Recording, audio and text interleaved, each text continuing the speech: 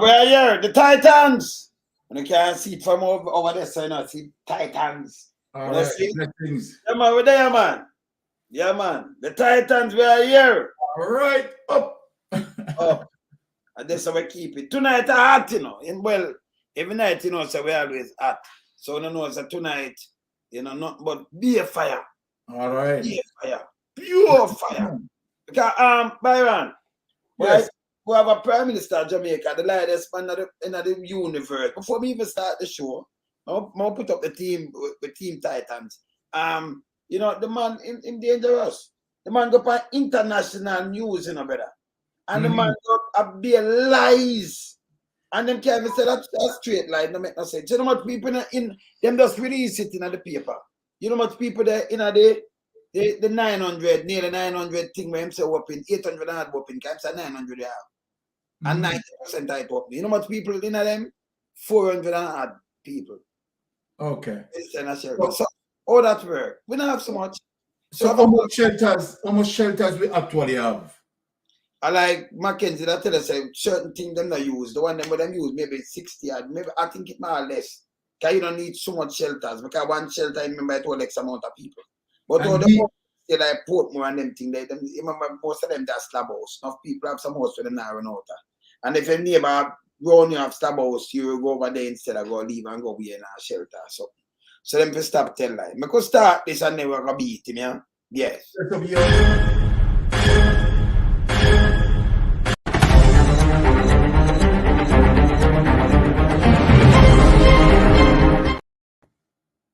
Start the time.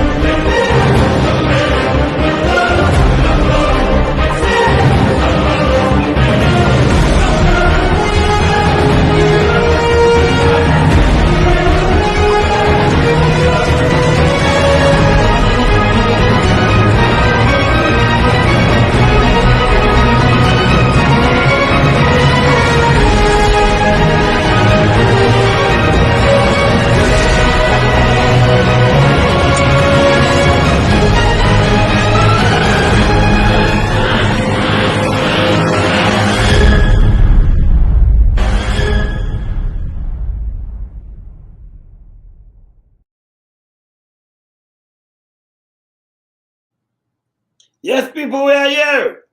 Titans are here. What lady? Yeah, man. Greetings. Mystic. All right, brother lad. Blessings. Yes, man, as usual. Yeah, man. People. Yeah, man. I'm not gonna say Arrow because him out on the road. I deal with some issue. Yes. You understand? So you know the thing already. Over there, I go and beat the thing. All right, so I'm gonna show you something. We're going to start it like this. Remember the Prime Minister, you know? We never talk about breakaway and in the diaspora and one bag of foolishness. And about brand Jamaica island country. Yeah? No guy in Jamaica, whether the Prime Minister who not promote, tell we to promote, no hotel. Jamaica don't even have, most of them don't even want it.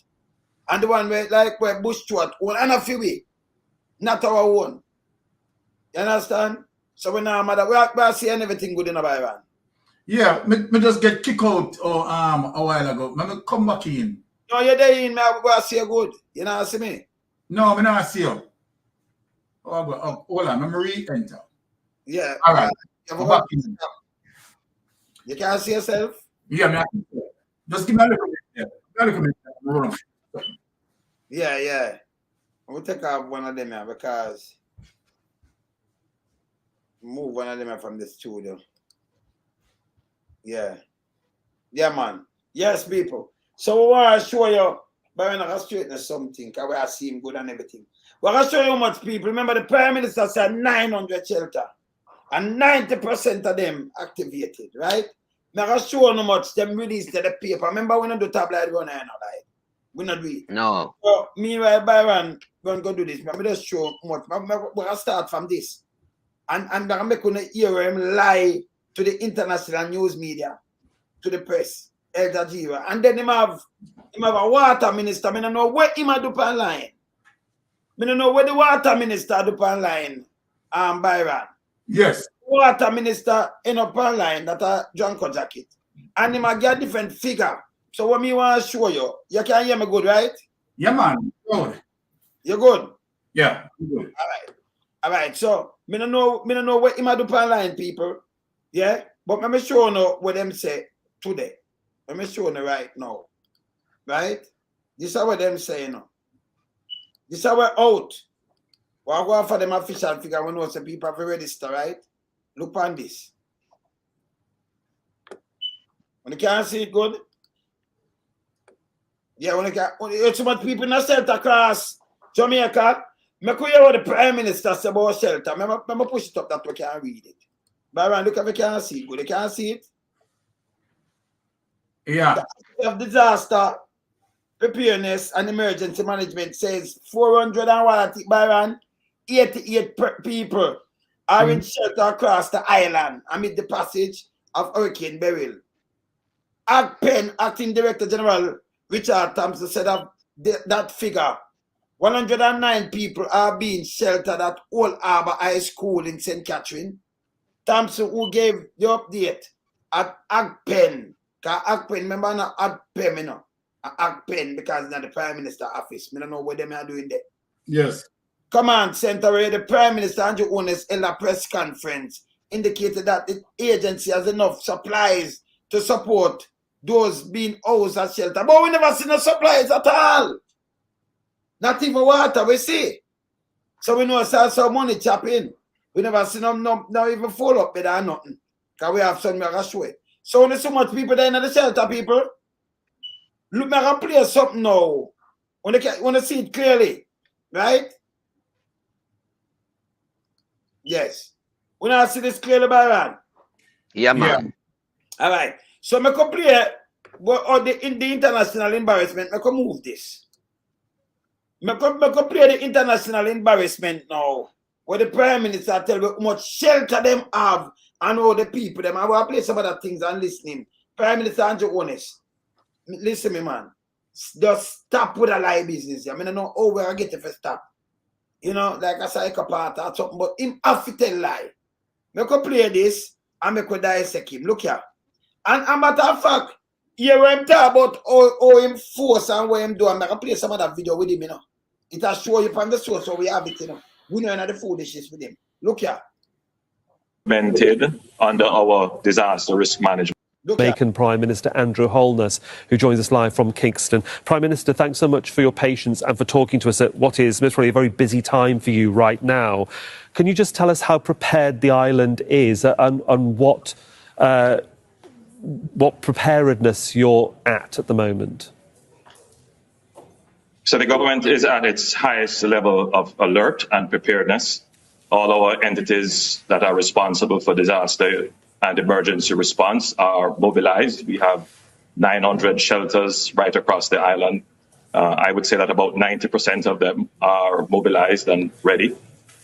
So from a government perspective, the government is ready. The government also engaged in an intensive informationalization campaign with our citizens for the last 3 or 4 days.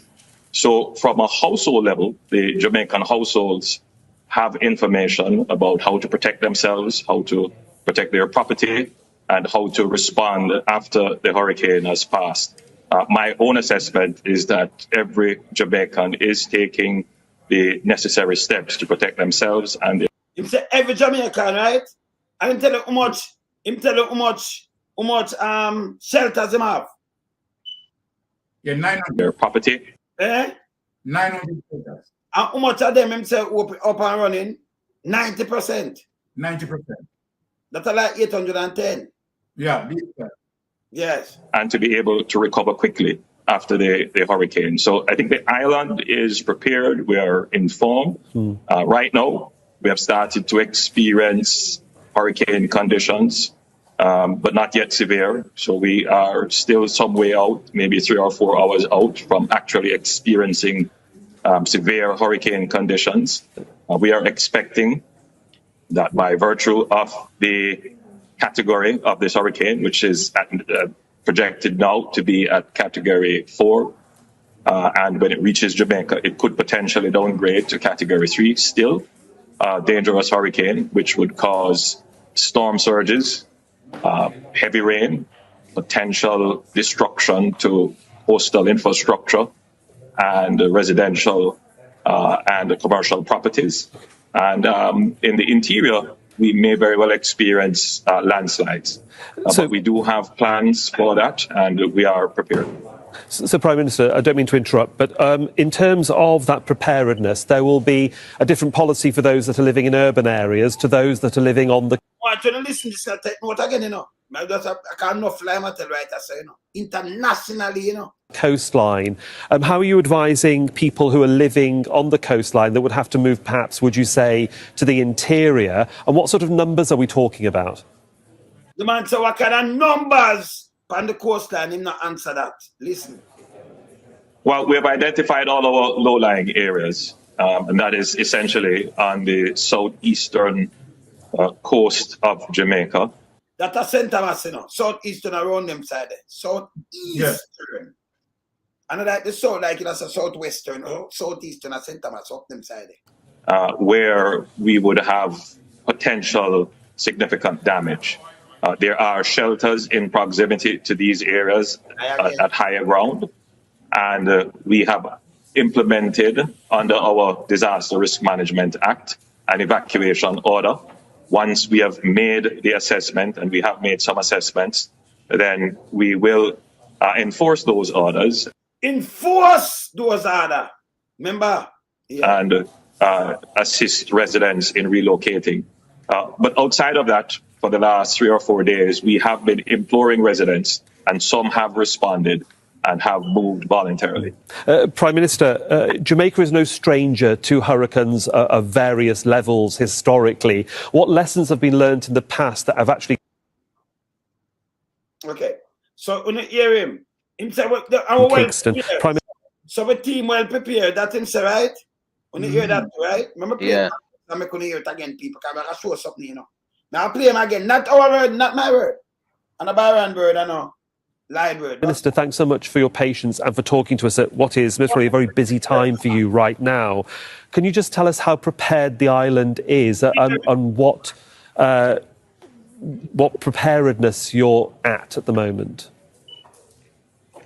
So the government is at its highest level of alert and preparedness. All our entities that are responsible for disaster and emergency response are mobilized. We have 900 shelters right across the island. I would say that about 90% of them are mobilized and ready. So from a government perspective, the government is ready. The government also engaged in an intensive informationalization campaign. With what kind of intensive, what kind of Informalization. Lies. Champion. Lies. Okay. Our citizens for the last 3 or 4 days. So from a household level, the Jamaican households have information about how to protect themselves, how to protect their property, and how to respond after the hurricane has passed. My own assessment is that every Jamaican is taking the necessary steps to protect themselves. Every Jamaican taking steps, not go so. That's a lie again. All right, come out, go outside, go catch. Because I want to play some things now and then we're going to dissect you, right? So him said that. I'm going to make you hear him thanks. How much we just show you how much people in a shelter. So you could have 800 of that mean because Jamaica not have them amount of shelter there, you know. We are talking about never them not use them amount of shelter there. Here our next minister now where them say for water. That a drunk jacket. Remember drunk and water not go together. Seagull and water go together, right?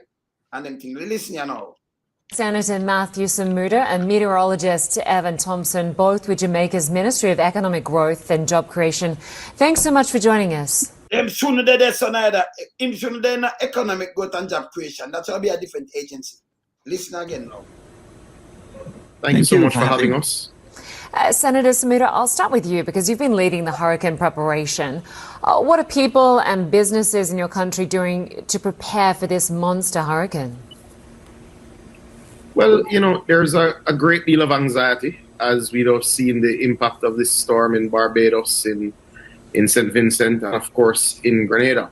So citizens, businesses alike have been putting in place all of their hurricane preparatory steps. So there's a great deal of activity at the supermarkets, great deal of activity at our hardware stores, and people are putting in place the protection mechanisms that we know work. At the government level, we've been focused on clearing major drains right throughout our townships. We've been ensuring that all of our government buildings are indeed protected by way of being boarded up. And them government building, big building like that, and board them up, So that's a lie, and them thing they boarded up and all kind of things, and they are the government building and protected, and everybody be a crap again. Ensuring that roofs are secure. We're doing what we can, but ultimately we've also been focused on ensuring that citizens have the information. So those who are in low-lying areas, those who are in flood-prone areas, go to any of our 780 plus shelters, because ultimately saving lives is our first priority. Property is. So 780 plus. I wonder that's like 800, 900 in about them have over 810 more. When me hear where Mackenzie said, because Mackenzie have a better figure. Although someone said whooping. Yeah. Minister Desmond McKenzie says 80% of shelters across the island are now activated. So 80%. And if you want, you can run out the number and how much shelter they have. 80% of shelter activated. And how much of the percentage now? According to Mr. McKenzie, more than 53 shelters are now occupied. At the same time, he's appealing to residents of Port Royal to evacuate the area. Transportation will be provided for residents to the shelter at the National Arena. Yeah, at the arena were thousands, right? But only 480 people come just show under the paper. That's the thing, not my word. When I see it. So you hear much shelter. But Mackenzie come out and tell us that 60 are dead open. I don't think that's so much neither, but him said 60. But the Prime Minister go over the top. International lies, fake news, misinformation and disinformation. Ima match Samuda. Right? Okay. So I'm going to play that go down and where you Mackenzie. But maybe hear what the Prime Minister said, and then I'm going to play something with the Prime Minister again. Yeah. And Prime Minister Andrew Holness is again calling on Jamaicans living in flood-prone areas to relocate to a place of safety, where he was speaking on TVJ Smile Jamaica earlier today. My continued advice to all Jamaicans is that, it is not too late now to take a second look at your roof, just to make sure that if you can do anything to keep it firmly in place, that you take those He might tell you if you can keep it in place. He tell you for do it. Measures. I know there are many Jamaican households where it's roofing made of zinc sheeting. There may not even be hurricane straps. You may want to, at this time, if you haven't done so, if you have heavy blocks, that you could start to put that on your roofing just to keep some weight on it so that you don't lose your roof. I know most Jamaicans would have taken the opportunity. The Prime Minister says the measures implemented will help to mitigate damage. That would mean that there would be an earlier and swifter recovery after the hurricane. And that is the reason why we have invested so heavily in our informationalization campaign. Because the truth is that the best way to recover is to prepare. And that is, in effect, the nature of being a resilient country. Information lies champion, the lies champion. Emphasize on that more than one time. All right, make hear him again now. They will start dissecting him. So him tell them internationally, Byron, say I'm gonna force them to move if them not move, right? Can't say him just ask them what my force. Every hear what him say, because them have up the thing, the disaster risk management. I'm saying run at St. Thomas them there. Hear what him say also. You have to look at the threat to your immediate environment and make the right decision about evacuation. It is always a sensitive and touchy subject, I quite well understand people don't want to leave their property. They worry about security. The most important thing is your life. So I would encourage you, please, the security forces, our emergency services would not be able to operate in the heights of the hurricane. Yeah, well, them not operate. So, you call a state of emergency, and the people, the police got to cut people out of thing, but you tell us that them not going to operate. And you ask them, please, but when you talk to international news, you tell them lie. And you tell them to evacuate. You know, some of them move, but you're going to forcibly, you take them out if them don't move. And that's him saying, no? Heights of the hurricane, and even just before, and there may be even a delay after. So we encourage you, please, secure yourself. Would not be able to operate is your life. So I would encourage you, please, the security forces, our emergency services would not be able to operate in the heights of the hurricane and even just before, and there may be even a delay after. So we encourage you, please, secure yourself by moving to higher ground, moving to safer ground, making arrangements with your family members. Find safer place to be.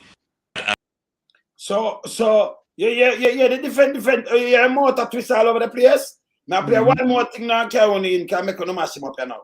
So him a thank the act pen. And listen, remember him a tell us him well prepare, you know. But here we are set to the act pen now. Remember when him talk to international news, well prepare and we are right and the people them understand. And then him a force them for a move and what have you. You say I beg them.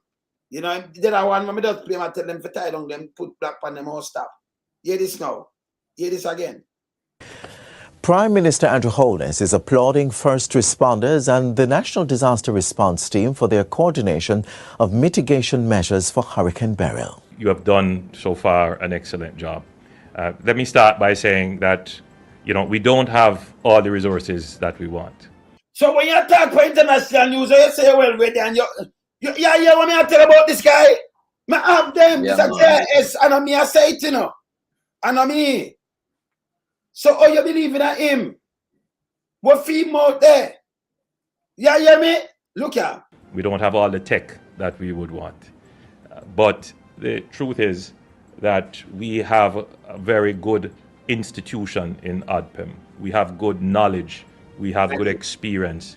Our officers and personnel are well trained and indeed are world class. So whatever shortage in resources we may have, we they don't have no resources. They short no resources. But none of that him tell international news and spread fake news, misinformation and disinformation. He make it sound like everything rosy and nice. But yeah, so yeah, when I congratulate them, when I tell them, oh, you believe in a man like this? Look here. Compensate in our technical capacities and in our commitment, and we make the best of what we have. And that's what we have on display here. The Prime Minister was speaking at the National Emergency Operations Centre at the Office of Disaster Preparedness and Emergency Management, ADPEM, on Wednesday. Mr. Holness, who went on a tour of some affected areas today, is awaiting preliminary reports from the team on the full effects of the hurricane. First time them that run out, but true it said, then can't come give you a figure, them that run out. Remember finish play that, you know. Remember finish play that and never knock up something here. It will continue its investments in on-prem communication systems. Them are invest more in it because it's not good. Them are just the knowledgeable one. Them. But why would they want to talk front of Evans then? You hear this? Systems for disaster response, radars and marine vessels, air surveillance and the security forces, among other areas, to increase Jamaica's ability to respond to crises and recover quickly. He says this is part of the government's strategy to mainstream resilience. So eventually, I think within another 5 to 6 years, we will be at a point where we will have all the latest technology that will help us to be able to truly cover the island, truly get instant updates, and be able to respond quickly. So it is a work in progress, but you would get a very high grade in terms of how I see you have performed, and I'm certain how the rest of Jamaica would see that you have performed. The Minister of Local Government processed the hurricane. In the meantime, he says the government will continue its investments in on-prem communication systems.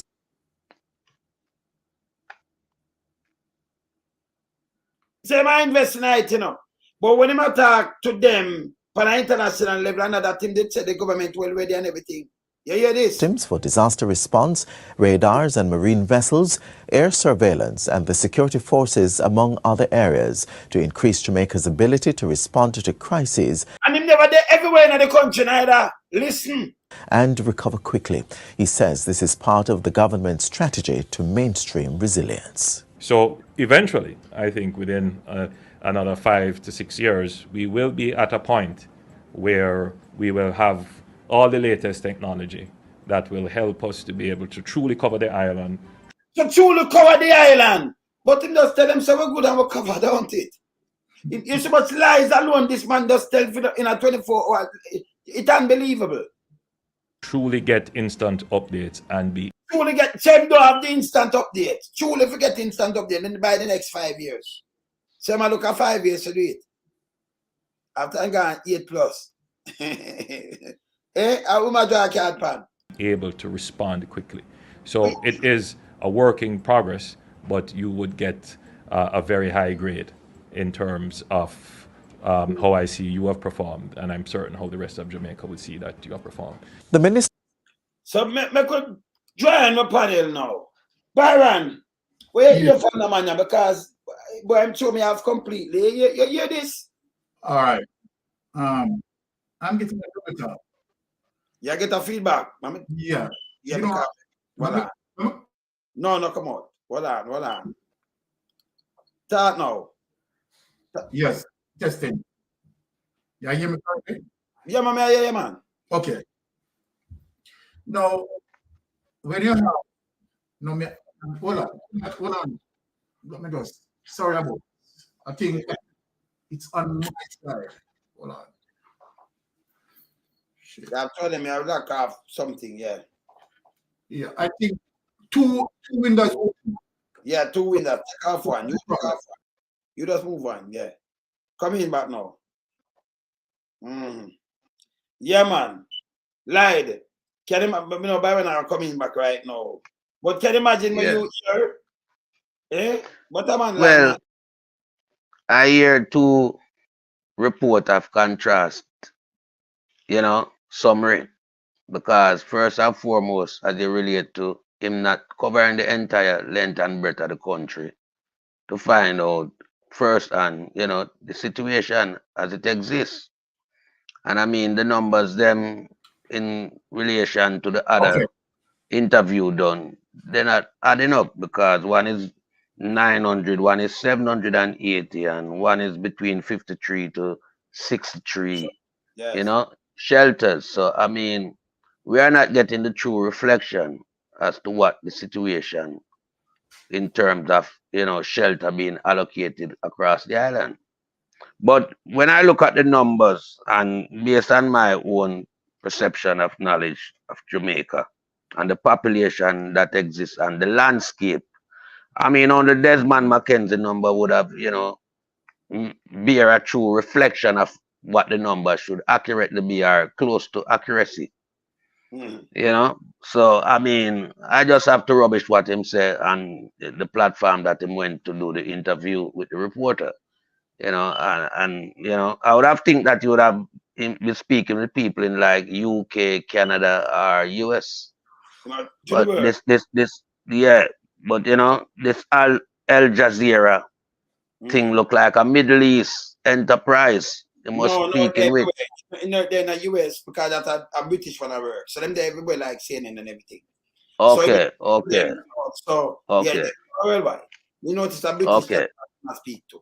So them they're in the state, office in the state too and everything. But then again, we have to look upon, as a prime minister, everything mirrored wrong in his reflection because when him start to give report as to the hurricane and the development of the hurricane, that should have been done by a senior Met Office personnel, And I mean, for him to like take that role of responsibility, that was stupid on his part because he could not, relate to the people accurately as to the state of the hurricane and what it would have bring to Jamaica and, when we're expecting it to hit the islands and all these things. So he clearly put himself into a deep water where he couldn't swim. So his report was all over the shop. That's why I could not give an accurate reflection of, because in some interview him is ready, and in some interview them trying to prepare for the eventuality of the hurricane arriving on the island. So I mean, if you're ready, you're ready, and if you are prepared, you are prepared. But you cannot make contrasting, you know, report in your interview. You can't do that because it doesn't show transparency. It shows an amateur person acting in a professional capacity that is not capable of communicating with the people as it relates to, meteorological source. So that's my take on the whole interview, and how lime is. Yes, All so right. Byron. Yes. For me, there is no surprise there as it relates to the inconsistencies, that being reported by, Andrew, right, Desmond Mackenzie and Matthew Samuda. But it goes to show that a country is in a deep crisis where good leadership is concerned. So we have a leadership crisis in the country. And so then, having said that,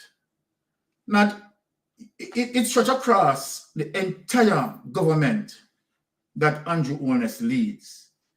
We have seen Christopher Tufton, right, who do so many diversions. And the fact of the matter, what people need to realize is that when you have a prime minister or any leader of any country, I'm speaking generally, that you cannot depend on for truthfulness. You cannot depend on that person for honesty and integrity. It cripples the entire society. It cripples, seriously, Wayne, seriously lied, right? It cripples the entire society when you don't have leadership exhibiting honesty and integrity. The prime minister went out, right, on that public platform and to show you that his government lacks coordination. Because if the prime minister, right, did have the proper investigation done, the prime minister wouldn't have reported what he had reported. And so when the prime minister came out and reported 900 shelters, it's an obvious lie. It's just an obvious lie. And this mimics several other issues. This carries a ripple effect as well. The ripple effect as it relates to the lies that he told as it relates to his statutory declaration. The lies that being told about SSL. The lies that being told to every single Jamaican. The lies that he has been told that, okay, all right, if the politicians get raised, right, get a good raise, right, they will do good work. From the prime minister had lifted the salary of members of parliament 200 and 300%. Have we seen any better representation? Have the people of Jamaica get any better representation? And so then when the prime minister coming out and any member of the, because right now you don't know what is the truth. What is the truth as it relates to how much shelters do we have? You have heard 3 inconsistent arguments. Right? Am I to believe Desmond Mackenzie? Am I to believe Andrew Holness? Am I to believe Matthew Samuda? Things cannot work like this. Where you have a good country, a country that is running on the basis of integrity, then you don't have coordination, good coordination coming through. But obviously from that, as I said, that situation in extension led to more serious situations. It goes to show you that the entire government just cannot be trusted. Cannot be trusted. Right? The amount of preparation, right? The question, there was a question that asked. And let me read the question. Jamaica, because what is so important to me is this question that this person asks. the host asked him, Jamaica is no stranger to hurricane. What level of preparation has been done? Now, just imagine, you know, what the host was saying to him, you know, that as it relates to all the experiences that the country, right, had suffered as it relates to hurricane and, you know, when it comes to, you know, proper drainage system. Yes, yes. When it comes to proper drainage system, where I want to go to the drainage system. Yes. You have seen from time to time, as it relates to every rainfall. I'm not even going to talk about hurricane. Heavy showers, right? And those heavy showers, the result of the experience that we get to the fact that we have so many drains blocked, right? And up until this time, as the Prime Minister talking about preparation, right? Leading up to the hurricane, the amount of drains that's still blocked. So how much that Andrew Holness, you understand, is dealing with preparation. Now, if you still have those drains and years upon years, those drains have been there, right? When we have extra torrential showers, right? People complain of the areas over flooded, right? It caused so much interruption. And yet the Prime Minister is saying, right, that we prepared. What kind of preparation the Prime Minister is talking about? Telling lie about 900 shelters, right? And in many parishes, several drains block, right? And so then you still have the situation where here it is that the Prime Minister, who in power, right, taking 200 and 300% raise. What is it being done to appease that 200 and 300% raise? So whenever Andrew Holness open his mouth, every word that come from Andrew Holness' mouth is like a poison to the people. The truth be told, the people sick and tired of Andrew Holness. Sick and tired and want to see the back of Andrew Holness. One of the reasons why Andrew Holness fighting against social media is because of these issues. Social media and the level and the capacity of us, you understand, that we can fact check the Prime Minister or any politician, right, who speak, right, to a particular subject matter, right? We can Google, right? We can bring it forth and we can present it. What happening to these politicians nowadays is that you have social media who has the ability to bring the truth to surface and say you are lying. And so then they cannot operate under that atmosphere. Because the atmosphere that they used to the dinosaurial politics, the political trickery, one who can sell the trick most best. And so then when you have a likes like Clifton, like Tufton, who can do his marketing and who can do the strategy and who can, no, that world, let me talk to them. That world is long behind us. The world that you are living in, you're living in social media space. So when the Prime Minister come out from 2020 and said he's going to have his statutory declaration certified. From 2020, the Prime Minister speak that. So when the Prime Minister come out in 2024, in this month, and speak it again, the people know, say, hey, hold on. Spoken that in 2020. What we want to see the statutory declaration certified. Stop the bullshit and stop from, please, get the statutory declaration certified.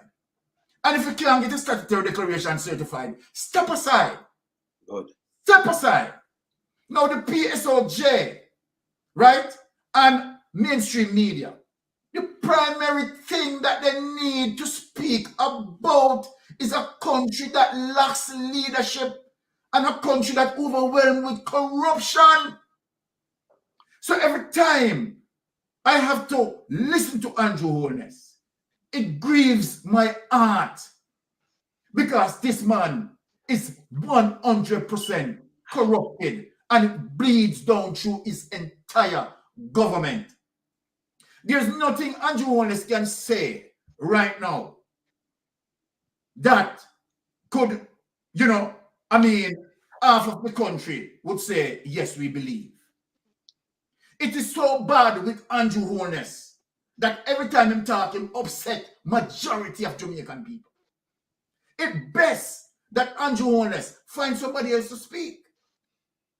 The man characteristic, right, is so over it.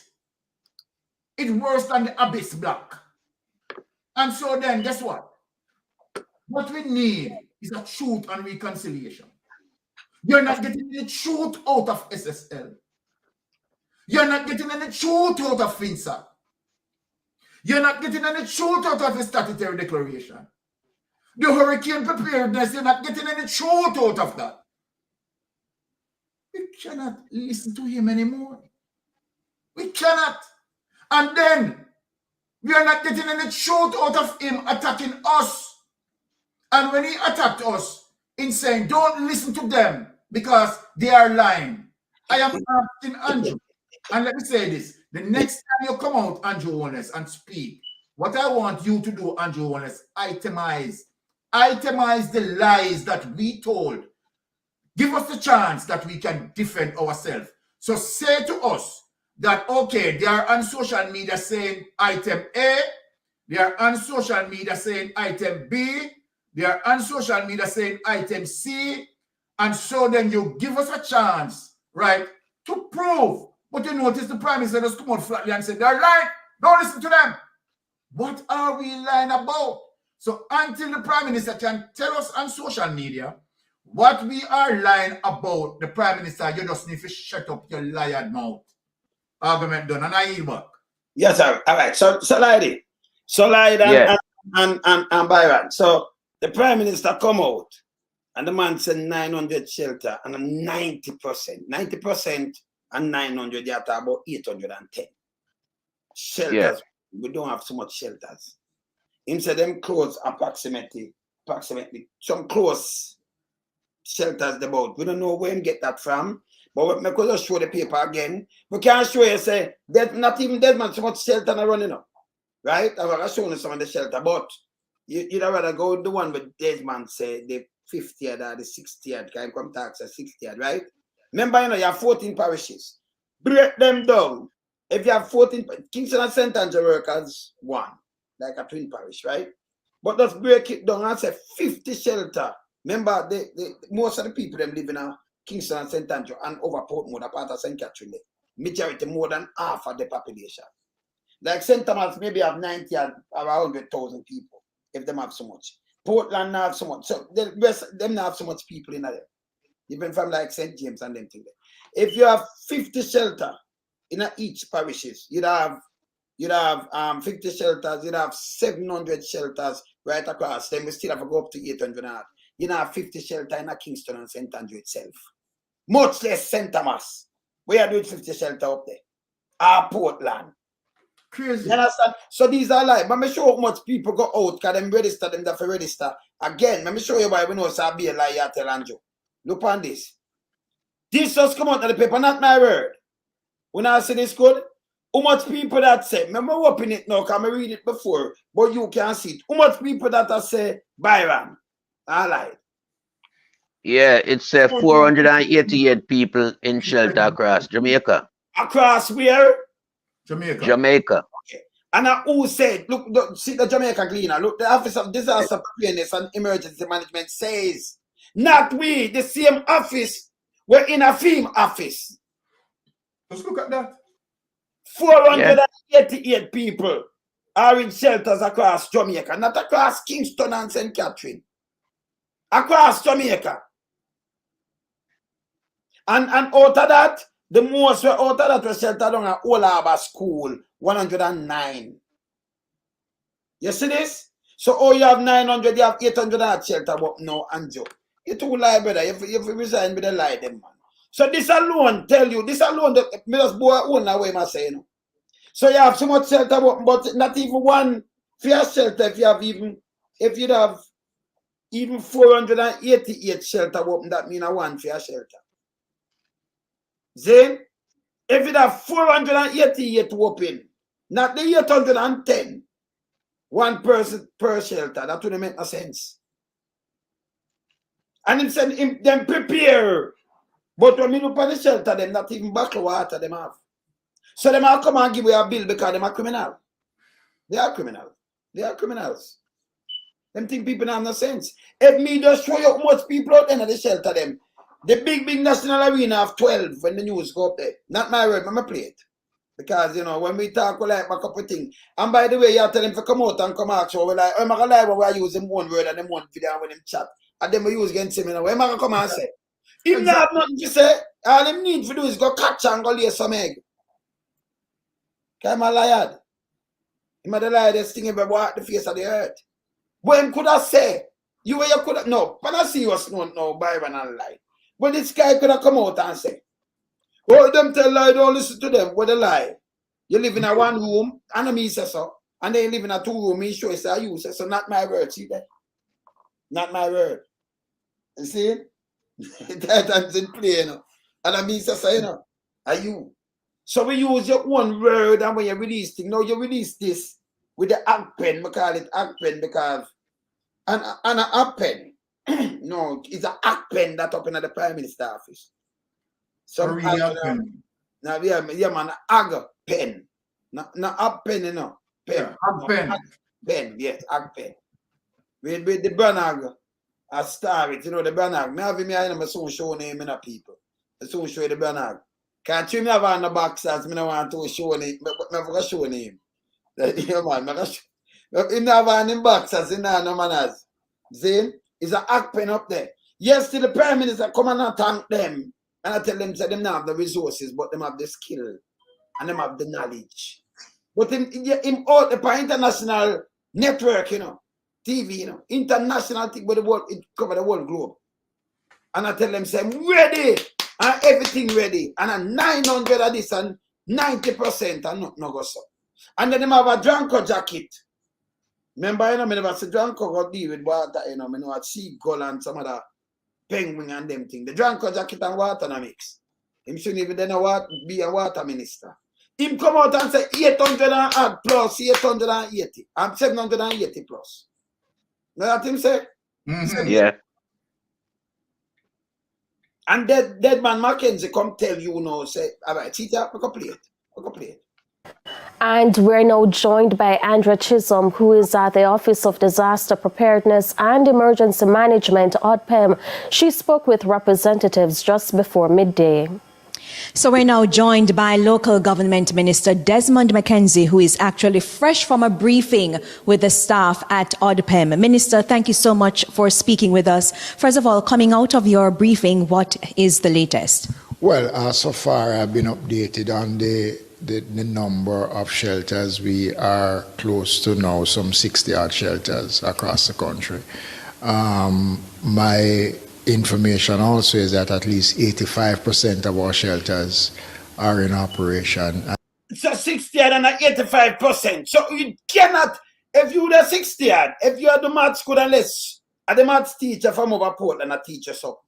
See? You look how we learn in the maths, because we crunch numbers, right? You there, him say 85%, the 15%, and a 60 something. Or it's gonna be not even 100 shelter then. Because exactly. It cannot reach 100. Me have it at 93. You understand? Yes. Rather less than that, 15% or 60 odd. You eat. If it's a 10% of the 60, it's easy for work out. Them things are easy for work out. You know? 10, if you have 100 and you get 10%. At 10. 10, yeah. Yeah. You understand? If you have 60 and you have 10% at 6. Mm-hmm. No, but see? We in. Half 1.5 or 6. Got that 10%. You have him say 60. And half a 6.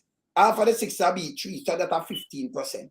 I cut it down, I teach some people for the maths easy. So if you did have 60 open, I say 15% left at 85%, 15%.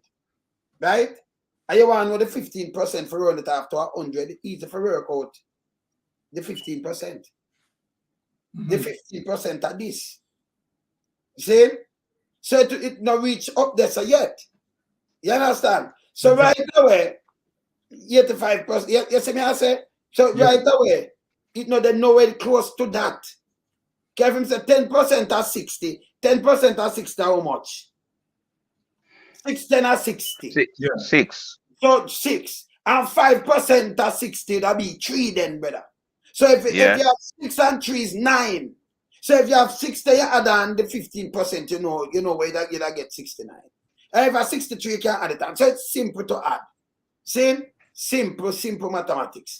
See? Remember my cross numbers, but the math where me learn a different thing from where the guy in a St. Thomas and pull up. Learn up this because him get out of $10, him get $75. I don't know how him do that, but I know so them teach me maths.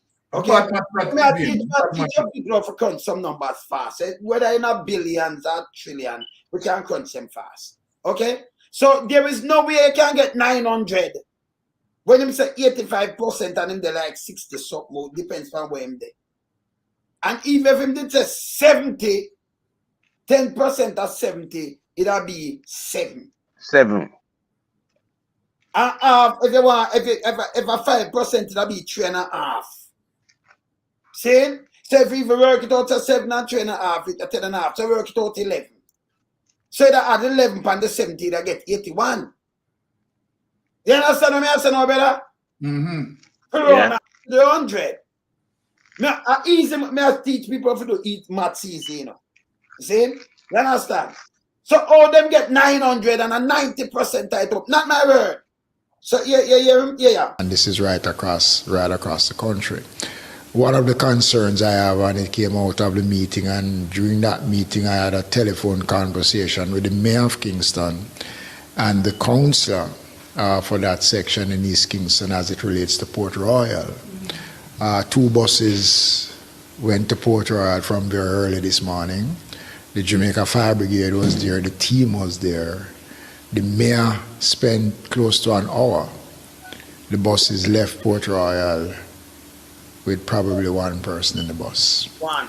So again, we did make the provisions for Port Royal. Nobody responded. I understand, based on the discussion with the councillor, that some persons would have left yesterday voluntarily and would have gone into the shelters at the National Arena. What we are getting so far is that there have been a number of roadblocks, land slippage in sections of St. Andrew. I know that the main road from Kingston to Port Royal is literally impassable between the cemetery and the whole lighthouse. I'm concerned about that, and the NWA is going to be moving as quickly as possible to have that clear. We are seeing rains just right across, which is we're seeing where lines are down in some areas in St. Catherine. We're seeing fallen trees. But basically what we are now beginning to see is the real work of this hurricane. And as I speak now, we have done all that we can in terms of preparedness. So what is left now is how are we going to start to pick up the pieces after the next couple of hours. I am a bit more comfortable because I am seeing where more persons in communities that are prone to flooding have been responding more to the call to leave communities. You still have those who don't want to leave and will give you all sort of excuse. But basically, as I speak to you now, the information that we are getting does not yet start to speak to whole-scale dislocation and concerns, and I believe as the system get closer, we will get much more in-depth information. The command center is fully in operation. They have been in operation since last night. I spent a significant time here last night, and I came back this morning, and I'll be here right through. But I just want to say how much we are grateful to the efforts of the team, and I did indicate to the RPM management team how much we appreciate the efforts that they have been putting through. And I just want to use this opportunity again to say to persons, if you are in communities where it is vulnerable, you want to leave, you can call HELP, 188-HELP, RPM, and we will try and get to you. It is not too late. But so far, we are keeping our fingers crossed and hope that as the system gets closer, we will minimize as best as possible damage and, most importantly, loss of life. Thank you so much, Minister Mackenzie, Local Government Minister. Let's now talk. All right, so let him talk to the ACPEN, one of the ACPEN executive now. I hear him talk fluent.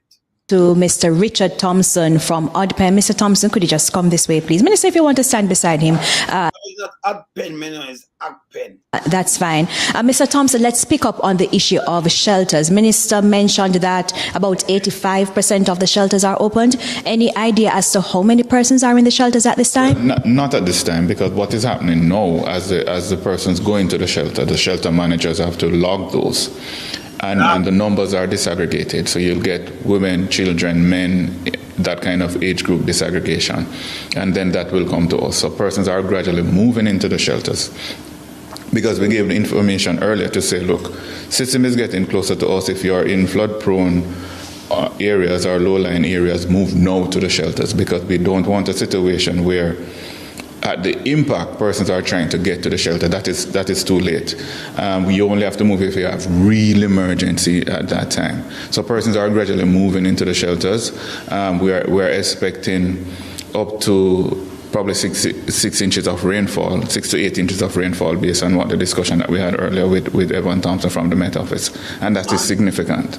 Also, we have a lot of coastal communities, and we will be seeing storm surges up to 9. Yeah, so we have a lot of coastal because we are an island state, we're an island country. So you must have the coast right around you. You matter about when you say southeast, that means St. Thomas. Because down at St. Elizabeth, they are southeast. You see? So this is what the Prime Minister doing, just come out with him bag of foolishness. You see it? Yeah, this. 9 feet in terms of storm surge, where I start seeing a short person are seeing videos coming in out of Roselle. So that is what will be happening along the coast. And so we have a lot of, as an island state, we have a lot of coastal communities. So we have been saying to persons, just move away from the coast, get into the shelters, and be safe as possible. So persons are moving. And so we'll keep you up to date throughout the.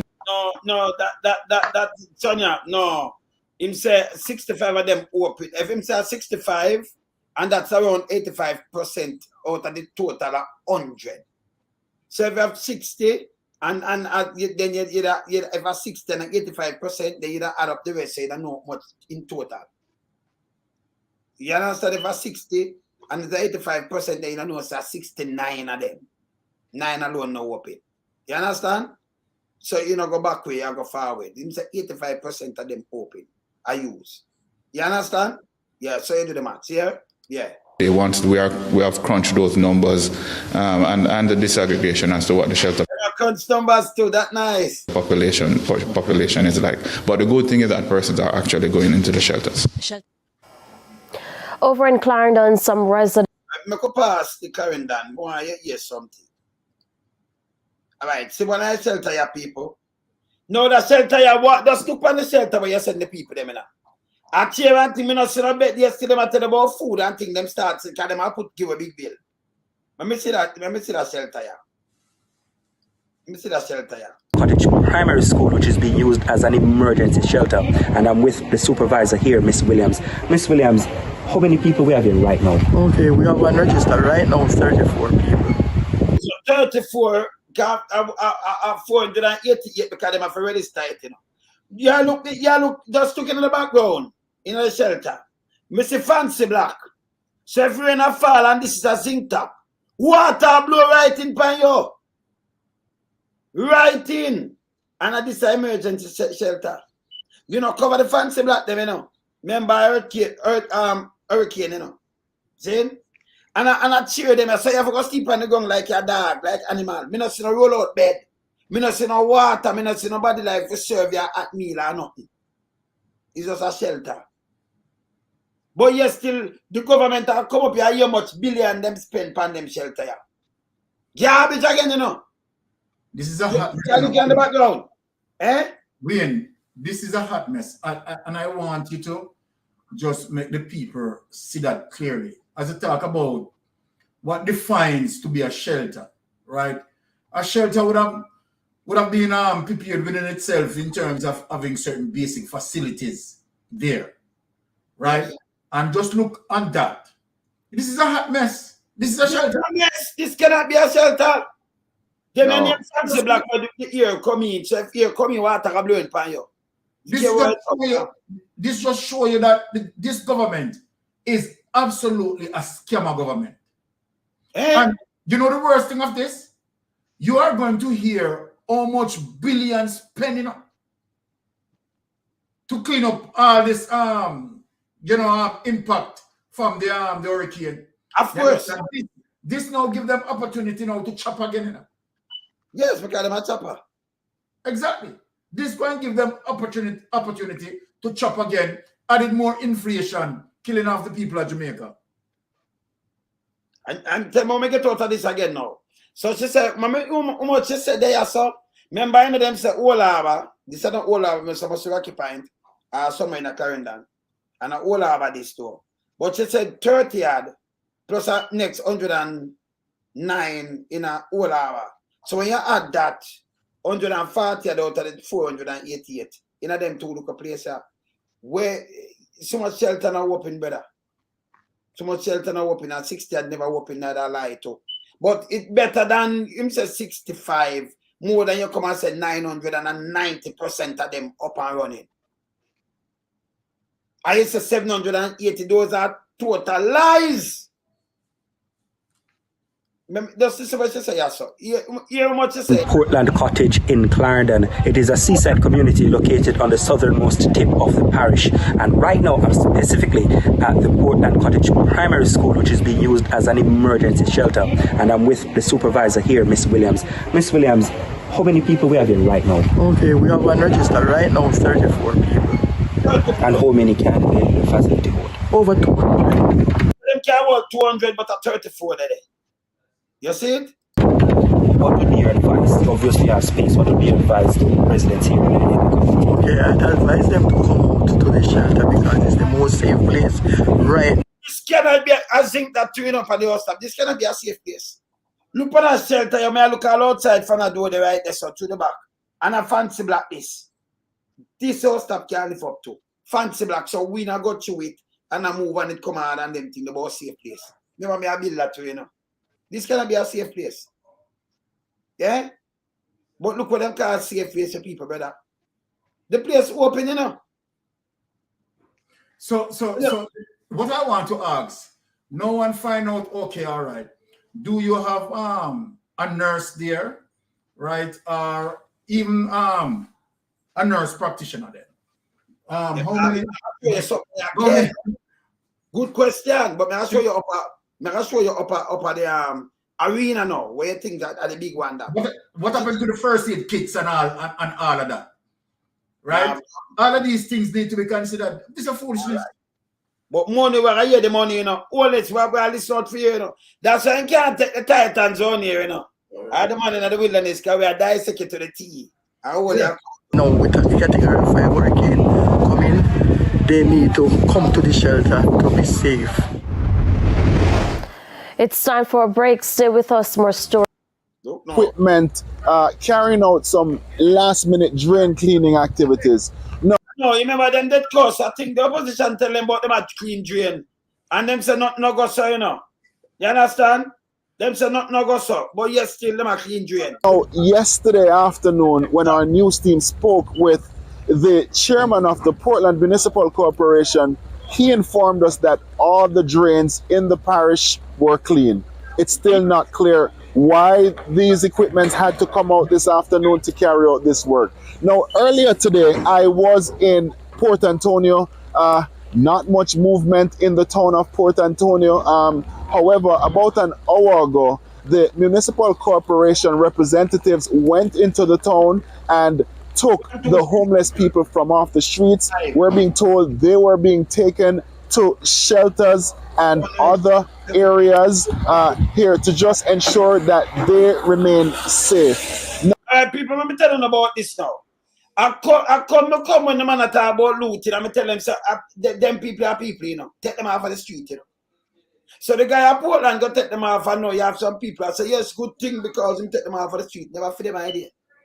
When I go look back on my video, I'm going to rush one this. Because I have to tell them, say, we can't treat them like animal. Because I know so I be a fire, I come blaze upon them. So them take up them, and it's a handful of people them take up. See? All right. Continue. Now, the authorities are here going through the area. The security forces are also on the street carrying out their regular patrols, and residents are basically staying off the streets. Now, we can't stress that the government has implemented the Disaster Risk Management Act, and that is now in effect. And as a result, persons that should be on the street are only essential workers. And that is foolishness again. You know, restrict people in a storm. You don't. You don't. You don't even restrict animal in a storm. In a hurricane. You have your goat or your thing, you let go, you have to let them go. Something drop down upon them gone. You know, do that. Yeah? But if you want emergent, if you want call state of emergency and thing, you go risk what go on after you say, all right, me declare this a disaster area, me declare this and me declare that. After it pass. But you know, restrict them, make them tell them go to them yard. But yesterday, the Prime Minister, me play it on the ear to them, Blythe and Byron, but the Prime Minister come out and say, listen me, we not going to have emergency vehicle on the road, you know, not at all. But I tell you, if you stay in the yard, if you think blow and mash you up, it don't make no sense. Basically in Portland, what we're seeing here, residents are adhering to those legislation and that regulation implemented by the government. Now, we will be monitoring the situation and we will be providing updates in subsequent newscasts. Until then, it's back to you in studio. What's this now? And in the corporate area, despite the curfew which came in effect at 6 a.m., vendors were seen on the road. 6 a.m. You know, some people, them look flash out and thing, you know, the flash out, the thing boom. Or maybe them have butter and dumpling, and then them go hustle. Where the cup, yeah, before them wake up, them have a cup of tea at about 6 a.m. curfew. Before even the storm reach, I put a curfew from the people, they must come out. But yesterday I tell them come out. What kind of signal you send? You tell them to go somewhere, and when curfew, you know, you have to go ask police, you're not supposed to move, you know. You're supposed to stay in your yard. Me not understand this guy. Saying, if you want to get up, people. Yeah. All right. Did Andrew Holness' effort was to find out how many persons, right, who been at home, right, totally unable to even find food to eat? No. Right? Was there any effort like that to make sure that, okay, all right, I have a truck having some basic food items then, right? And visit certain vulnerable areas, because many people, right, under that circumstances, right, don't even have food to eat. Nothing. I'm gonna play it, I'm gonna hear it. Not my word. I'm gonna play one by the police them in a Westmoreland. Them's a big load of you know what. Because them shouldn't do what them do. It get me upset. And I go to a asset to and a police, you know. Go through back door. Ma said, the man catches bully. But wait, hold on. But hear this now. Somebody in that chat said he lives in Portland, right? And there were several mental ill persons were on the street. No, this is what we are saying. You understand what sort of effort as it relates to care care for Jamaican people that this man put in the hurricane preparedness.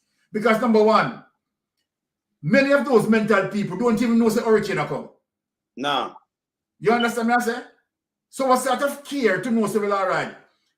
Prior to the entry of that hurricane, he would have gotten update, pre-warn, right, from certain trajectory, and should now put those things in place to say, well, all right, let us go out there, you understand, and these mental ill person, try to secure them, right? So if you have, where you have the entry of the hurricane and you have mental ill people still out, you understand? This is crazy. What kind of preparation the government done? Nothing. My press people, I tell you. Let me show you. Play this. Roads and the Williams have been roving the corporate area. Here in the New Haven community, signs of potential flooding are still evident despite a drain cleaning exercise earlier this week. We visited one of the drains that were... And our drains were clean with the pile of rubbish the right side of it. Rain are gonna fall and push it back in. This clean, they might get paid how much million they spend for this. With the bush up same way. This look like a drain clean. You know, it's a garbage this. You see right here, so you see the little thing of what you see, the little area where I'm clean. Remember now, we have our mayor Swaby, right? Do the entire clean up across Crossroad Market and fix it up. You see, this little area where I'm clean, trust me, when you hear the cost, you understand, to do that might be even greater than what the mayor used to do Crossroad Market. I tell you. True. These people are criminals. On Monday. True. And while overgrown bushes and debris have been removed, the remnants have been left on the banking. It's been light rainfall since morning, and already at least one house has started to flood. Roaming the community, we observed a pig farmer busy relocating his animals to higher ground at an abandoned building nearby. Some residents have started... Looking at this now, it's a shelter again. Them window there the whole time, window them when not good enough. When you say in the bed in this is a shelter. These are what me I tell you about the whole of them what them use and then go school. This is a shelter, people. Alright, but hold on there. Damn this place, the next shelter this. Hold on there. You know, see no farm of basic, basic food items like bread, bully beef, tin mackerel, sardine, and blah blah blah. You understand? Because in an hurricane like this, a category 4, you cannot anticipate. So, well, all right, you have the possibility where electricity can be put out for several days. Yes. And if the people are there for several days, so what happened to the food for them to eat? What happened to the water for them to drink? So how can this be a shelter when you don't have adequate food supply, you don't have water, right? No bed. Right, this is madness. So people need to look at this. This is how Andrew Holness prepared for a category 4 hurricane. This is how play well, to leave the community. When you look in there, you know, when you say the thing in there for people sleep, when you see this shelter, I show the big one too, you know. Yes, lady. Yeah, this just shows the lack of care and concern from our Prime Minister. Exactly. Because, I mean, what I'm seeing, you know, is lack of preparation from the grassroots level as to just the basic necessary infrastructure. There was no bed to be seen in any of the shelter that we are looking at so far. No food item. No first aid kit, as Byron, you know, pointed out earlier, and no medical personnel.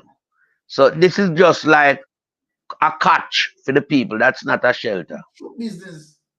You know? So, I mean, the whole transparency of the Prime Minister was not in evidence, as in accordance to the interview that he gave to the reporter. Exactly like. So, you know, we find that the Prime Minister is lying everywhere him go. if he does not lie, he don't feel satisfied with what he deliver. It has to be packed with lies. And I mean, something of this magnitude, this should have brought out the very best in him to show the people that him have some form of care and consideration. But what I'm looking at is some little shelter as what them proclaim it to be, but it's not a shelter, it's a catch. Just stay here so and don't get wet. But I mean, how long did he perceive the hurricane to last? Because you have hurricane that come across the island and reverse back and get a second bashing, you know. So these people could have been in this confined space for days. Exactly. But there is no adequate supply there to maintain any semblance of life. Where you expect these old people to sleep on the concrete. Yes. You don't even have some little mattress where you bring in. No food item, no water supply. And as we say, power can go off at any time. So, I mean, you know, you have to be, the Prime Minister need to be more critical in how he thinks. You know? Something like a shelter, you see, and him said them prepare shelter. This is not prepared. This is a school. Them open the classroom if you're going there. Them no business how you live. You don't have no food in your yard and them say go a shelter. You gotta know you don't have the water for drink. You don't have no food for eat. The road tree them can block up the road. That kind of thing can happen. Everything pop up road, everything pop up. You're stuck in your yard 2 weeks and can't move. Them have to come free you. Where you eat or you move, you have a sick old granny and all kind of things in there, so them go dead in there. Can't reach a hospital. You can't in there for days before it clear. See? You can't have people like that about shelter. And let me say something, Wayne. In spite of, as it relates to, you know, this hurricane, right? The persons who got rich out of this, right, are those persons who operating the business as it relates to the supermarket and so forth and so forth. Because of this prepped up, you know, a lot of people, right, went in, buy out what they need to buy. So they are going to make the money, the Chinese, they are going to make the money at the people peril and so forth. And here it is, the people hardly have any money. You understand? Because inflation killing the people. Now, and you have a shelter that the Prime Minister called, 900 shelters, right?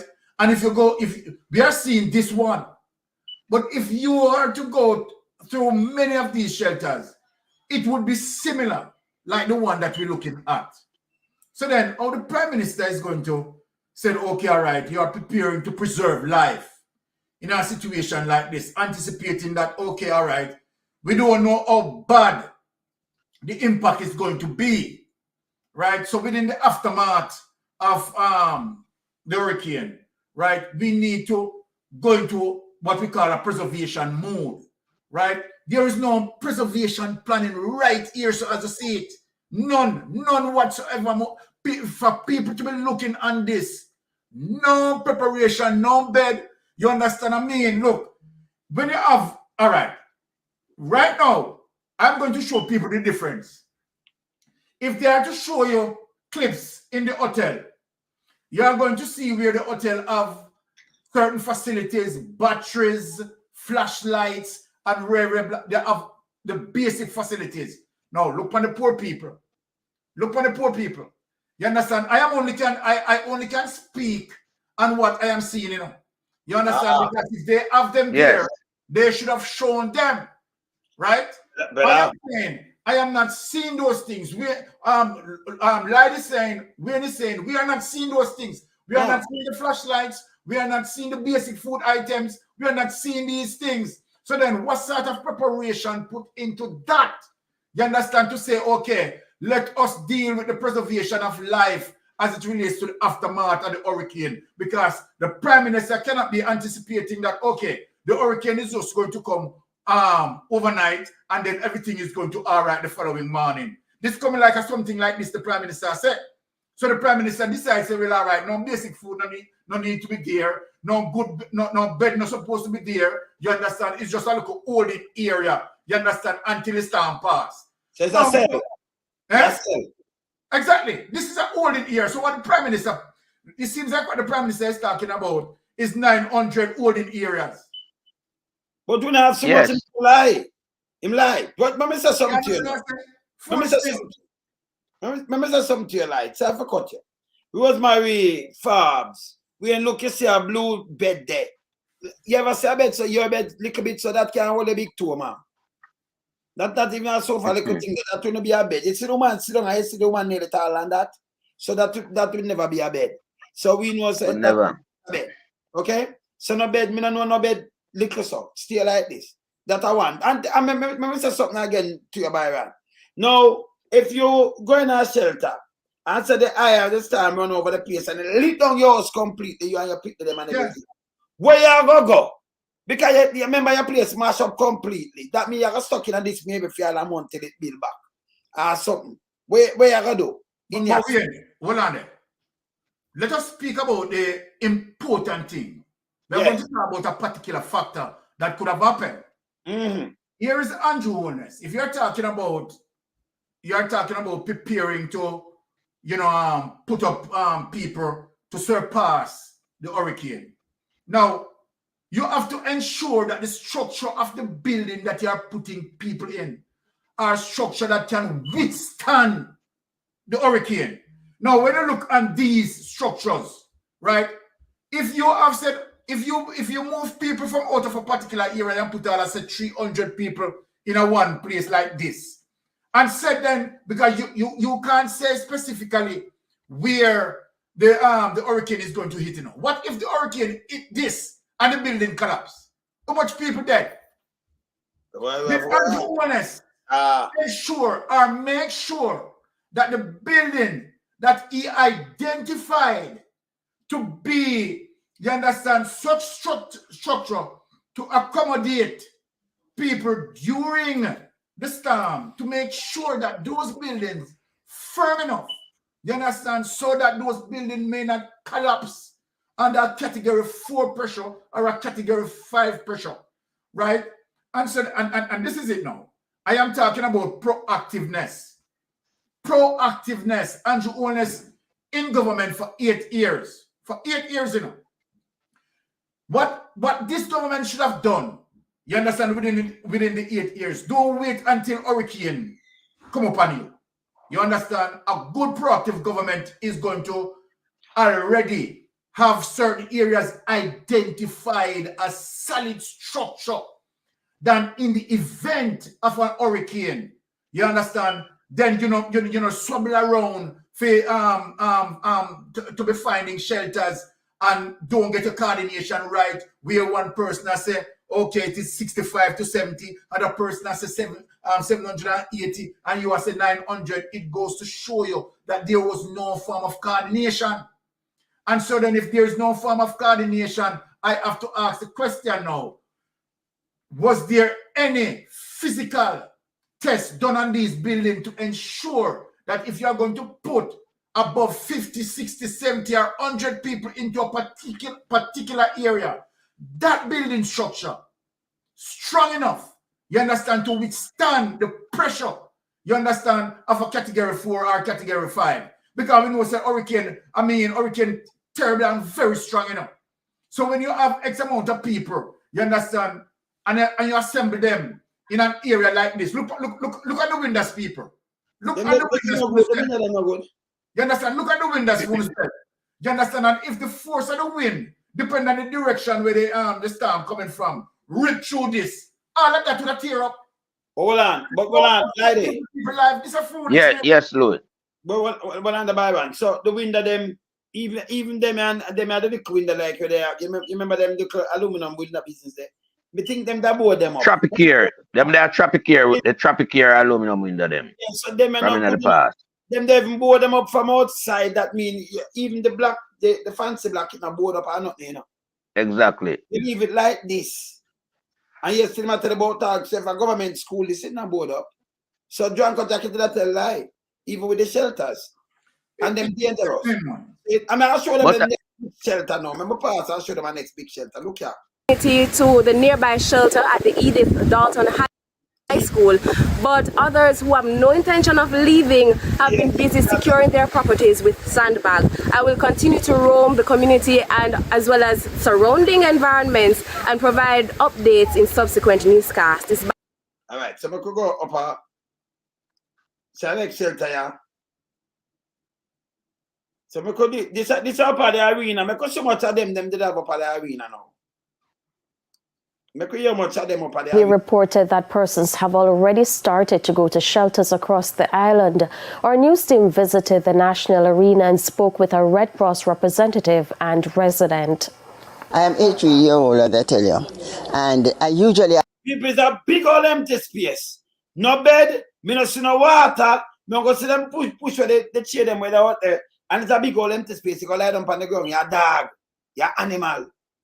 Me no see no bed, me no see no water, me no see no nurse, me no see nothing. I'm a tough at listen the report and then we dissect it. I've had more. And being lonely in a home by yourself, you know, you get scared, and the doctor always let me know that excitement can bring on back asthma attack and so. So that's why I said I'll come and stay at the shelter. I have 12 persons registered, including one child, a 3-year-old. So we have 5 females and that would be what, 7 males? Right, 7 males. We have various types. You have different personalities, and I'm seeing some who are in need of medical attention, yes. Yeah, not my word, Andrew. And the Red Cross is tell me this. Let me not make this back. Including one child, a 3-year-old. So we have 5 females and that would be what, 7 males? Right, 7 males. We have various types. You have different personalities, and I'm seeing some who are in need of medical attention, yes, beyond what we are able to do as Red Crossers.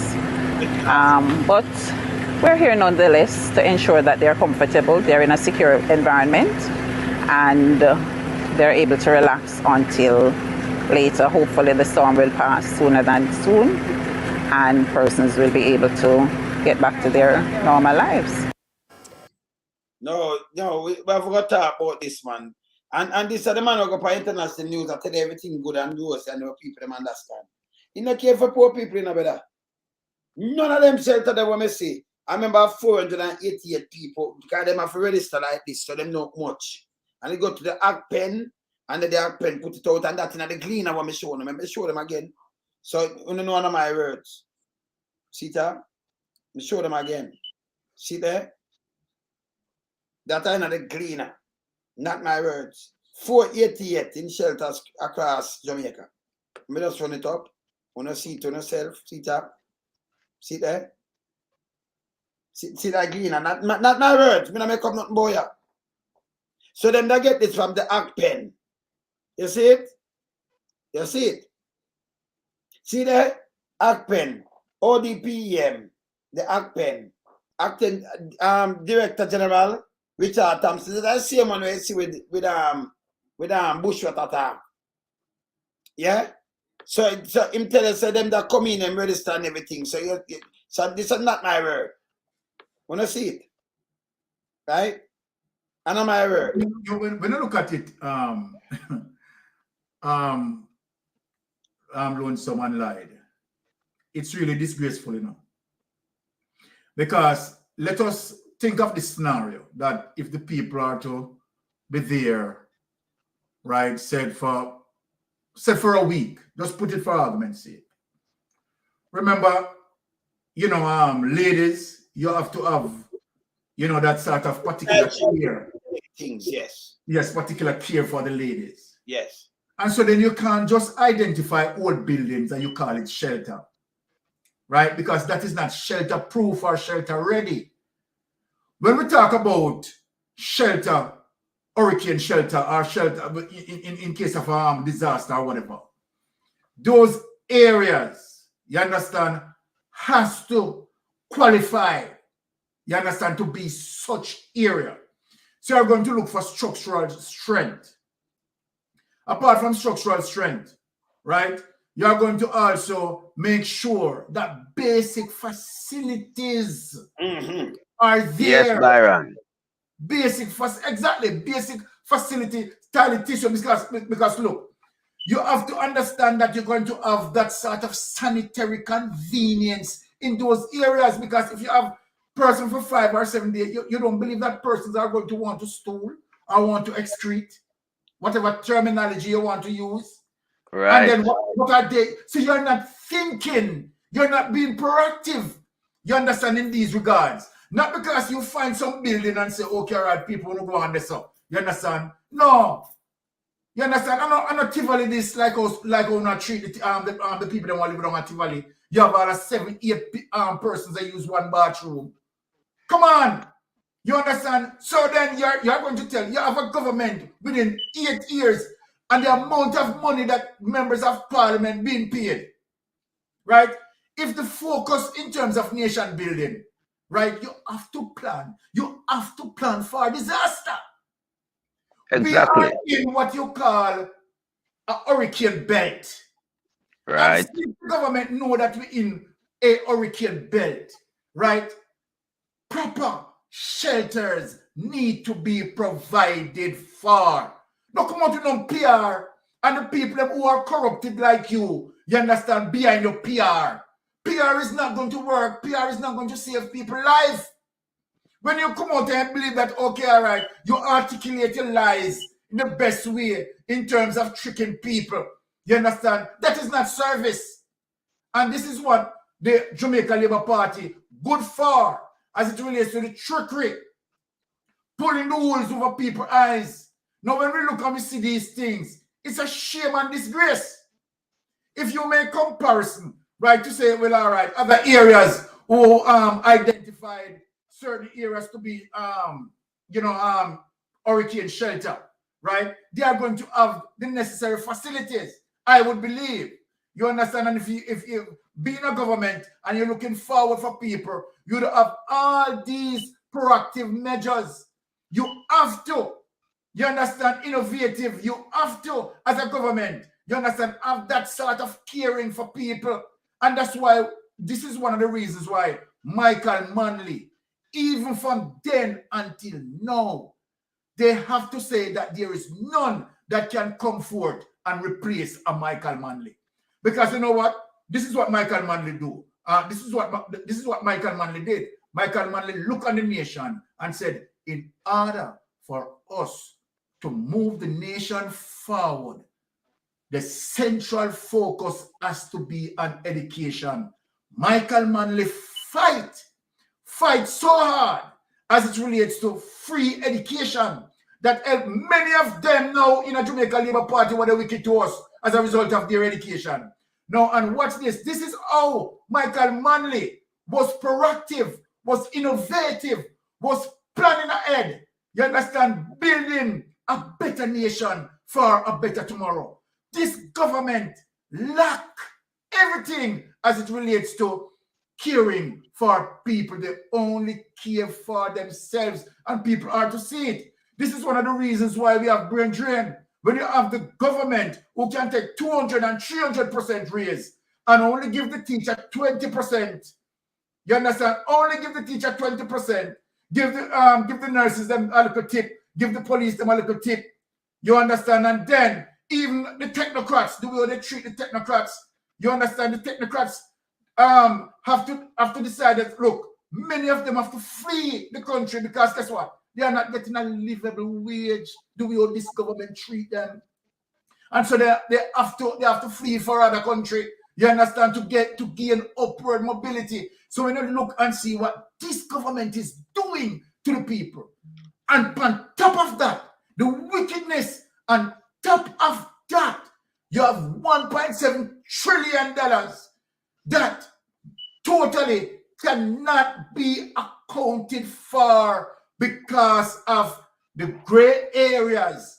You understand that within a system that they don't want to fix, because if they fix it, they will stop the gap in terms of the corruption that they are eating out the money. And they continue to eat out the money. And they have these spinners, these liars. You have Cliff Hughes, who now getting the benefit of that because the government needs to overlook him for him not to pay his tax that he owed the country. And all these things happening to the country, and who it pressures? Who it pressures?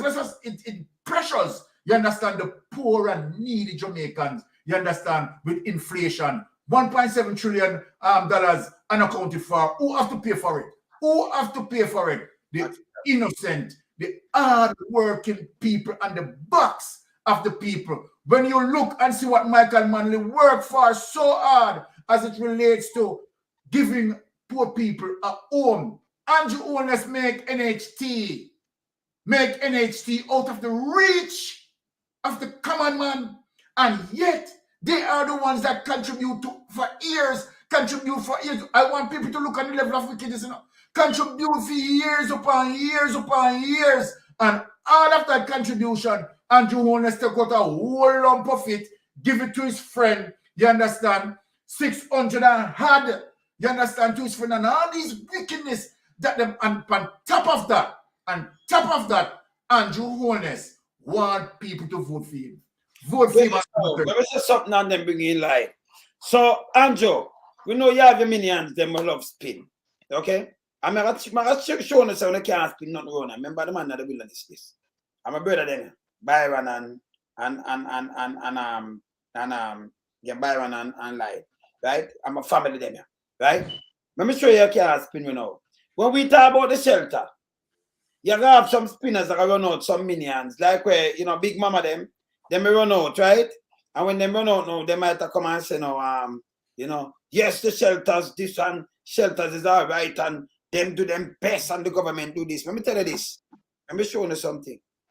You see, when the government want vote, then go for all people, and some of them when you lift them up, and dead them are go dead. But them go for them go in every creases and corner and draw them out like them are insect and carry them for go vote. Allow me to tell? Eh? No. And that means you should do better in the shelters. You make sure them have water and food and everything. Can you give them that, You make sure you give them water and food for feed them, for carry them for go vote. We not ask you. You send every car go pick them up. You have some people when you go lift them up, them that live the next 6 months, and you lift them up and carry them and help them for mark them X. As they carry them and put them back in them bed, then dead. And that undertaker come pick them up. And a joke. Them pick up blind people, them pick up everybody where you think can vote. Them find your house and come pick you up. Yeah? And carry you go vote. And then make sure you give food. You see now can food package come. Because we can't play them, because I remember like up in a Portland where you see them buy one bag of food package, go give people, all people. Them come fear them, care fear them time because them want your ex side of them thing. Yeah? But a thing like this now, we don't see a bucket of water. Remember, when as you go to the shelter, you can see the water pack up. You can see things like some people run go to shelter. When you reach them and get at meal or something, you can see it prepare. The shelter, them window, them when I see them supposed to board up because I better board up my house and stay night then. Because them the little fluxy window and them fancy black thing, the one me say no board up and them thing, very dangerous. And them had call them the shelter, them that are foolishness. When you want to vote, them feed you. When them a keep them, when them call it conference, them feed you and put you on bus. Feed you and come back. So them can't come give you no talking. I come spin round you because we know about the spinners them, We know when them a spin like Tufton the other day, you see my try spin away I laugh and I say, I spin you can spin things, I will not allow you to spin it, boy, And the next thing what I see now, I say falls. Not falls. Falls. You see falls come out in the paper right now. I say I talk to digital and think I would a meeting for show the way forward. Number one, them a professional, them deal with the cable. You don't need to come in now doing work. You don't need to talk to them because if them cable not up, them can't pay them staff or them can't pay about them shareholder. So when him come and pose up his garbage, let me show you not my word. Come like show them thing and then me burn them. You understand? If you just make people think say not work, no more PR around here. See that people? See there? Energy Minister meet with JPS, Flow and Digital on Friday. Where I meet with them for? When you are meet with them, number one, them shouldn't even be a minister to backside. See the people, you can't see it, like, you see it. Yeah, man. Yeah. Eastern Jamaica Energy Minister Darrell Falls say he will be meeting with the management of the Jamaica Public Service Company, Telecommunication Company, Digital and Flow on Friday to outline the way forward for full restoration of service. Number one, you not have to outline with them nothing because of for them company and the government own these company and I saw them have to make them money. This is a goddamn bullshit.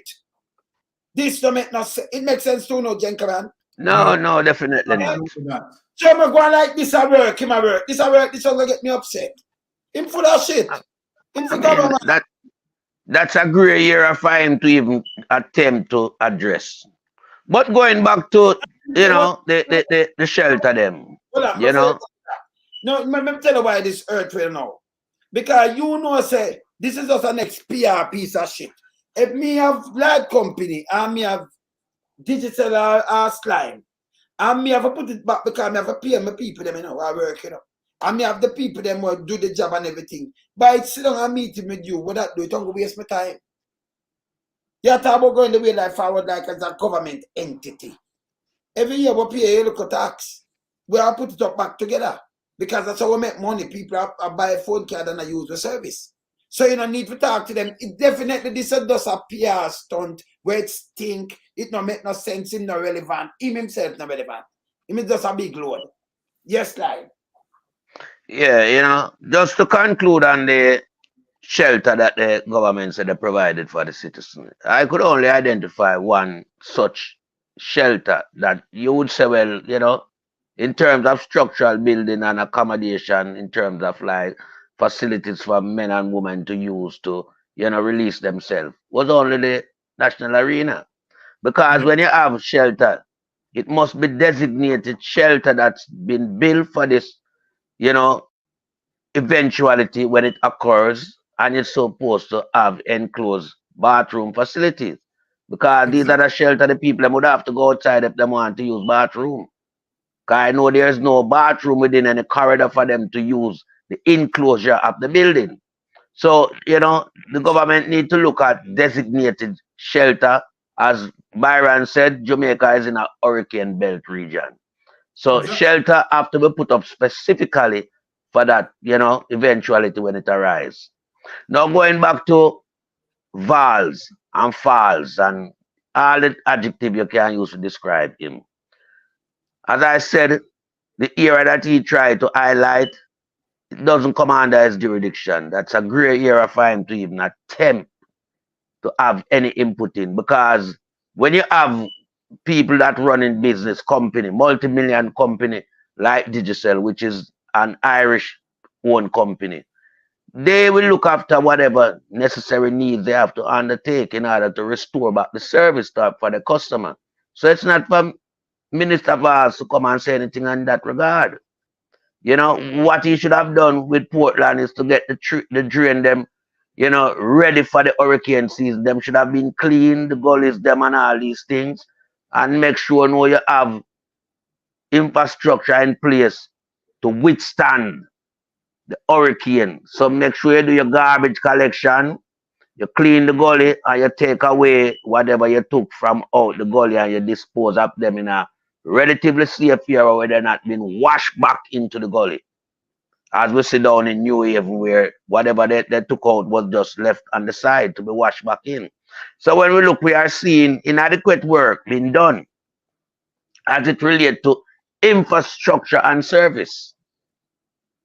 So this is a problem that Jamaica have over the years, where successive, you know, parliamentarian PS can't respect to their constituency, and they are the one who knows exactly what is happening in their constituency, what need to be remedied in their constituency, and so should have made those things priority for the constituency to benefit the people within the constituency.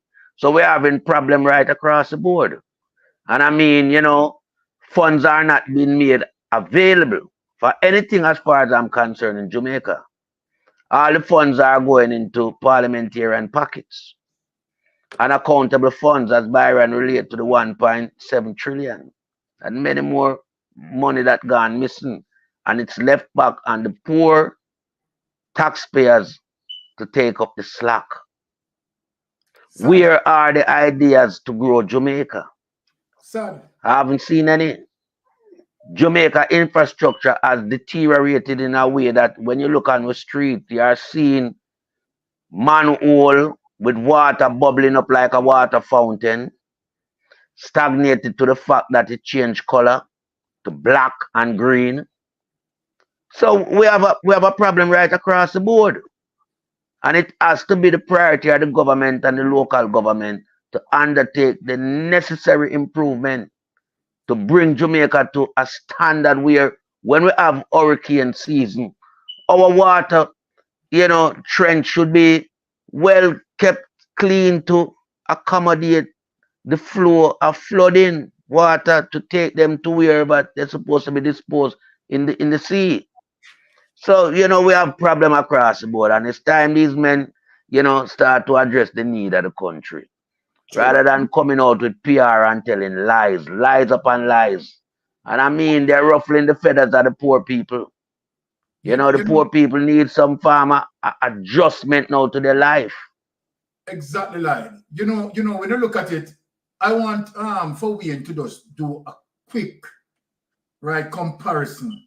I just want for people to get it. Now you have Delroy Williams, right? Who had served to be the mayor for the KSMAC for the time that he had served, right? Mm-hmm. Now, I just want to show people something, I just want to show people something. Now, he has been there, and you have several marketplaces, right, within the KSMAC jurisdiction. And Delroy Williams been there and did not address the dilapidation of those areas.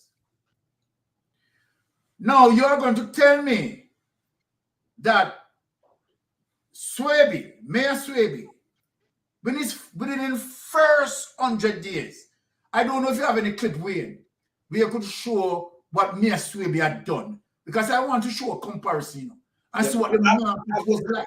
But you may have it on the laptop. I mean, it's on my laptop, but I have it. But me find it though. Me find it no more. Because I have it on the laptop.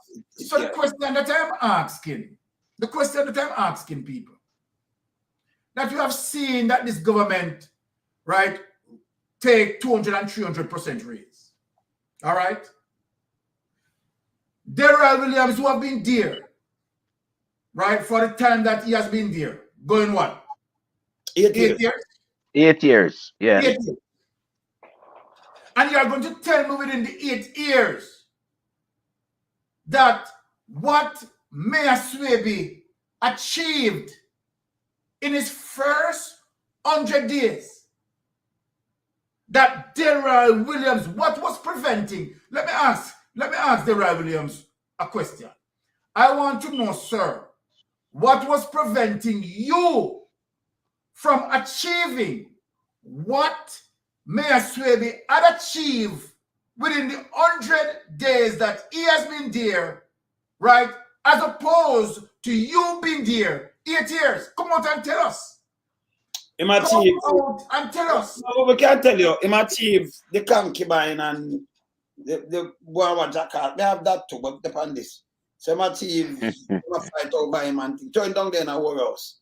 That him achieve. And the flap, remember when them the one the way you go buy that I couldn't eat them insect there, yeah, the crab when you go eat crab, you eat a just filth on top of filth. You understand? So you can see where he has been embedded so deep in the corruption that Mayor Swaby now showing a difference that look, much more can be done as it relates to taxpayers' money. And let me tell you this, trust me, if we are to think that, okay, if Delroy Williams was to get this done, the amount of money that it would cost taxpayer, it would be billions of dollars. And Mayor Swaby done it. So this government, Jamaica Labour Party government, you understand? They have all the money. They have more and you get less. As opposed to what Mayor Swaby did, having less and you get more. So people need to think as it relates to the way forward as to who you need to put in power. The fact of the matter, what we want someone who has the human nature, the human warm-blooded mammals. Warm-blooded mammals, human nature. We don't want a government that is a reptile. This government is cold-blooded. And it is just simply as that. And I yield back. All right, I'm going to show you something very important because some people are sending me something and I can't tell you now, I'm going to look on it. It's not real. It's not real. Okay? I'm going to show you something. Because when I send me something with Andrew Holness and Mark Wolin, you know, and you can't see, you know, people just edit and put up that. It's not real none at all. Don't follow that. I'm going to point out something. I'm going to show you when I read, you know, when I can't know fake from the read, right? Because they must send it to me, I'm going to show you, don't follow that thing here. And everything on the screen, all right. So look on this. This is what they must send out right now, right? When they can't see this, right? Let me look at them, can't see it. Yeah, they must show me this is a Fox news poll. Fox now doing a news poll on them down here. When I'm the election and them. No. Number one. This is red. Just look on this. This is red. This will be Republican, right? And this is blue. This will be Democrat, right? Over there, so. Just look on the Fox news poll and you see the percentage when I do foreign policy. Jamaica now come tell about no foreign policy. That is American thing. You see them show you crime, economy. And you see immigration, so you know so definitely is American thing, this and then go put up the two man them thing in this and edit it. Nobody don't put up this. This is a fake. Okay? Jamaica, you know what we talk about. See? And I like election around, because election around now in America. So them that put up the poll and then you see them, when them that show you who, and I say, what can them do some, for them look a poll now, what them do right now, as me speak. Okay? So this, that red thing, when them tell us the place turn red, you know, say, yeah, our Republican, right? Or when they turn the blue wall, a Democrat. That's right, though? Yeah, blue is Democrat, red is Republican. All right. So for you look on this, I see foreign policy. And you see it mark crime, economy, and immigration. What kind of immigration problem we have down there? People are coming and run through a border. Think about what me I say. No, you're right. You're right. That is fair. Think about what me just tell you, I say. You see, and everything them put up on a run with neither, you know. Because when I full my phone with this. This don't make no sense. Okay? This are bogus. I want to stop to them thing here. This don't make no sense. I'm put it up to Fox News and things. Stop it. This are bogus, right? So when I don't send them on my phone. Yeah, this is fake. Okay? Fake. For you see it, you know, it's about Democrat and Republican and then them drop in the picture and do this. And you have some people around with you. Why Fox said I do a poll and I show this? When you have November election, I come up over there. Eh? And the color, look on the color. You're right, kid. It's fake. And by the way, if somebody will edit this, look now, you don't see the kind of fish, them look on a fish where them know, you know, one of them emoji fish them use and the finger is an emoji fish them use. Just look on the thing now, man, it fake as hey, it fake like China, it fake like Andrew Holness. Yeah, because blue don't represent Andrew Holness party. Yes. So that would have to be in green. Yes, you understand? Yes. And you know so we use we use the definition of the color code to determine whether it's fake or it's authentic. Just look on the policy what they matter about now. Foreign policy. They might tell us a party there, what have you have, Biden and this and that. And then you see immigration. And you see this fake as Andrew Holness himself, as China, yeah? All right, you know, don't send me it, yeah? All right. Remember when they can't make me, remember me not do tabloid, you know? I want me to see these things, me call it out. Stop share that. Wanna stop it, man. Desperate. Wanna stop the foolishness, man. We wanna say we do serious thing around here. Saying? Yes. So that a fake. If you look on it, you know it's a fake. Emoji, the finger, the fist. You use a fist, man, and the finger thing that we them use. Food, garbage. Nobody not put up them thing, man. Don't send it to it. Foolishness. And then we don't have no election until next year, till when the Prime Minister call the election anyway. We do around September. Saying? So you want to see nobody do this and about them do poll. Which are factions are there Jamaica do poll for a show this and that. That don't make no sense. When you say the immigration, you know, the immigration problem in the state. You know, the red and the blue where it stand for. Okay? So the only don't send that to me. Keep it real, yeah? Alright. Let me show you again now. You have a hurricane a come.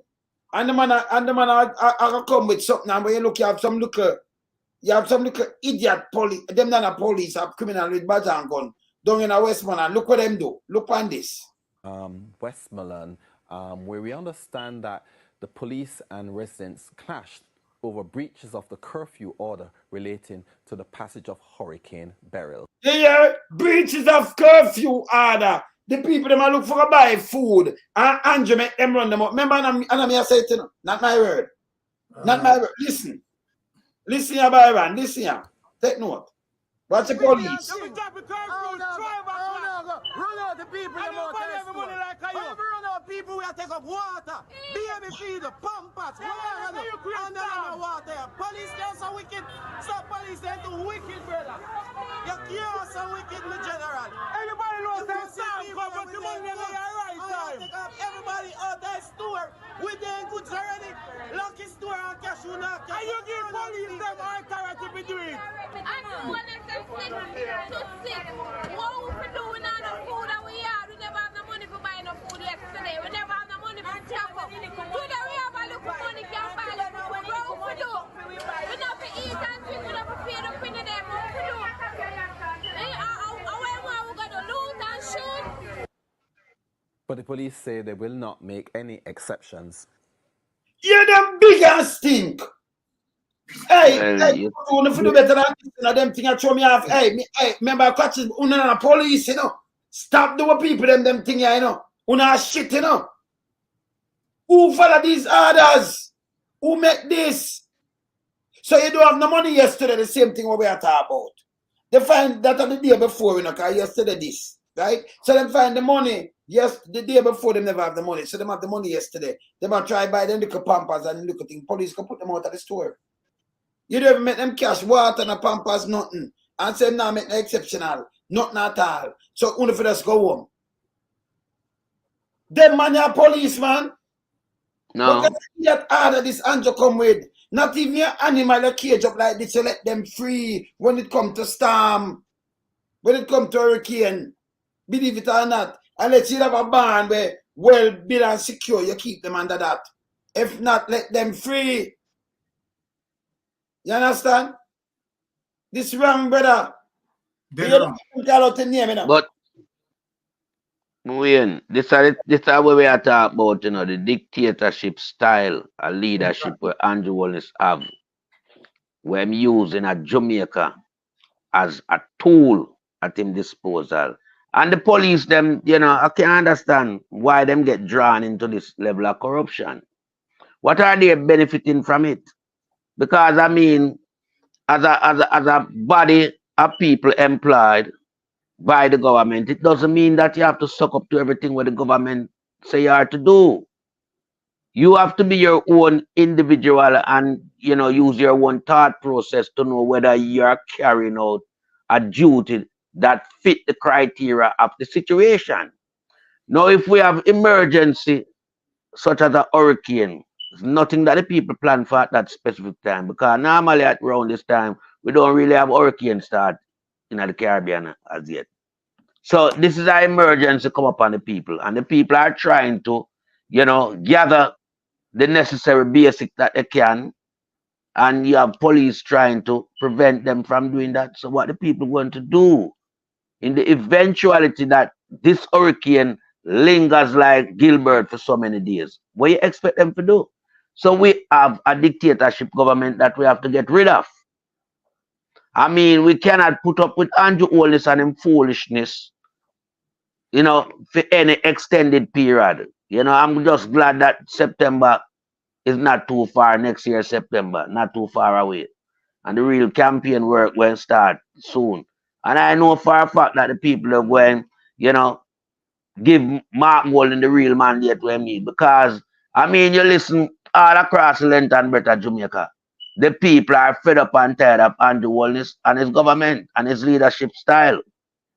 No one is in favor of him anymore. Not even the more die-hearted people, and them swinging away from him because they have endured so much harsh punishment from this leader that is unreal. And it seems like him find favor when it comes on to crisis in Jamaica to extend the force of his nature towards the people. Pandemic, him come out with mass and so. Little hurricane, you drop curfew. Why you want to have a curfew? There's no looting on the island. So when you look at what transpired in the other region in the Caribbean, we never see something like this. We saw a semblance of unity amongst officials and the citizens. And why could that not be the order of the day in Jamaica as well? But simply because we have a government that is enshrined in corruption and dictatorship. Because this is what Andrew Holness is trying to hold on to. The dictatorship style and having the police behind him and the soldiers behind him and think that it can buy him another term in office. No way. That cannot buy you another term in office because your term in office is numbered. As I'm speaking to you right now, it's numbered, and it's only because you don't have any decency as a human being because of all the corruption that you've been, you know, in mixing up with. You should have resigned. You should have resigned and passed the leadership of the party onto someone else, rather than still being in office and masquerading as Jamaica Prime Minister. You know, it's time you take off the mask off the face, man. This masquerade thing that you're going around with, you know. We're tired of it now, man. You know, we see the script and we know the play. And you can't masquerade in front of you as a Prime Minister no more because you're not qualified as a Prime Minister. You don't represent us on the international stage. You don't have nothing going for you internationally. The few little people you have is locally them supporting you. And that support is dwindling. You know, it's dwindling. You don't have that majority anymore. So you have to move away from this dictatorship role, free up Jamaica, walk away from the politics in Jamaica, and let the people have a better leadership to take them into a new era of Jamaica. Because too much money gone missing, too much unsolved case, high criminality case gone, you know, AWOL under your government administration, and we know it's because of corruption. Because the judge them cannot do them work properly, because them have to be working in favor of this regime government that we have in place in Jamaica. And so the corruption spread far and wide. Because when you have the justice system in your country that is corrupted, what else you're going to find that don't have corruption running through it? Every sector basically in Jamaica is corrupted. So we have to get rid of Andrew Holness. You know, when we look at even Tufton Sunday night, him shame himself on a platform such as this one. Him shame himself. Him never crown himself in any glory. Him dodge the bullet left, right, and center. Him run away. Him come with a little PR thing because what? This government don't have any love for the people. Because, I mean, when a country is being, you know, labeled with a level 3 travel warning for, you know, from a big country. I mean, that coming like a category 3 hurricane. That's how grave it is. True. And we never see where Tufton have any measures after the level 3 warning from Jamaica. We never see him come with any measures in place to correct that. He hasn't started any work, so I think that America go and lift this ban. They not lift the ban because they're watching carefully that they don't see anything happening to remedy what they see as a problem in Jamaica. So that ban will remain in effect. You need to go to work, Tufton, for all the money that the Prime Minister have found and say, well, you know, we're going to do better because we're being underpaid. We don't see no work, we soon gone back with it. We soon rob the money and run off with it, basically. And that we soon do. That's what playing out in front of our eyes. All this proportion increase, we want to get 200 and 300% increase. Nobody has have the art and the decency to start to work and to show within a certain government ministry that, you know, we are doing something to change. Everybody is still performing the same way and less than what them used to even perform before them get the high increase because the money turned them in a idiot, you know. So we they are holding accountable because, you know, some people have got prison, man. We can't wait for the day when time, you know, the real administration take place in the parliament and start to legislate for locking up. We need to have that in Jamaica. No two ways about that. Because we see people carry out act of atrocity and criminality and getting away with things that, I mean, you could never even attempt to do it in another country. Real country, the people that wouldn't even attempt to do it. So that just to show you the state of Jamaica. Jamaica gone. And I yield to another panel. Hey, I could show you a little clip in a Dr. T there. When him say him know we are angry him over here, you know. Nice welcome. Him brave still. To come over because him just come over just you know. I try to prove a point. But around us, so we keep them fact check. You know, we not deal with the wolf business. You know, have to fact check them. So I'm going to show you a little part of this, you know, because, you know, him did come over and him brave to come over. You can't say, yeah, you have to give him that, you know. And a man brave to come over, you know. Yeah. You have to give him. You have to give him that, right? But give him a in a sense. But he's going to speak, which is honorable. It is on. Say what you mean what you say, but don't tell people lies that you can easily prove. You understand what I'm saying? It helps nobody. So it's good and welcome. And thank you for coming on. Really, thank you for coming on and daring to come into this space, you know, because at the end of the day, we're all in this together, you know, we're all in this together and we want the best. And we must agree to disagree, but not be disagreeable. Well, I tell you, I'm happy to be on. I don't get a chance to do this often. Obviously, I'm immobile right now with a broken leg and a broken wrist, recovering from my accident. And just kind of in the environment, and I see Mr. Lonesome here hitting me hard. I mean, some of the things I be hearing, said, boy, I wonder when get all of that information from. I'm not really hit your heart, right? I'm not kissing yourself. So that's not me. Don't dare. Right? I'm appearing to hear from you because I want to hear it directly. So all right, so let me start directly like this. Hey, some one crew are running a herb tea. But you disappear and goes from a herb, man. Hi. No, I'm having problems from Reston with my daughter's computer. Oh. Anyway, let me start out that because I have to move to Christopher T right away because right now back up the title. This is Man in the Wilderness and Christopher Tufton, Dr. Christopher Tufton. So let me this is my first thing I want to ask you.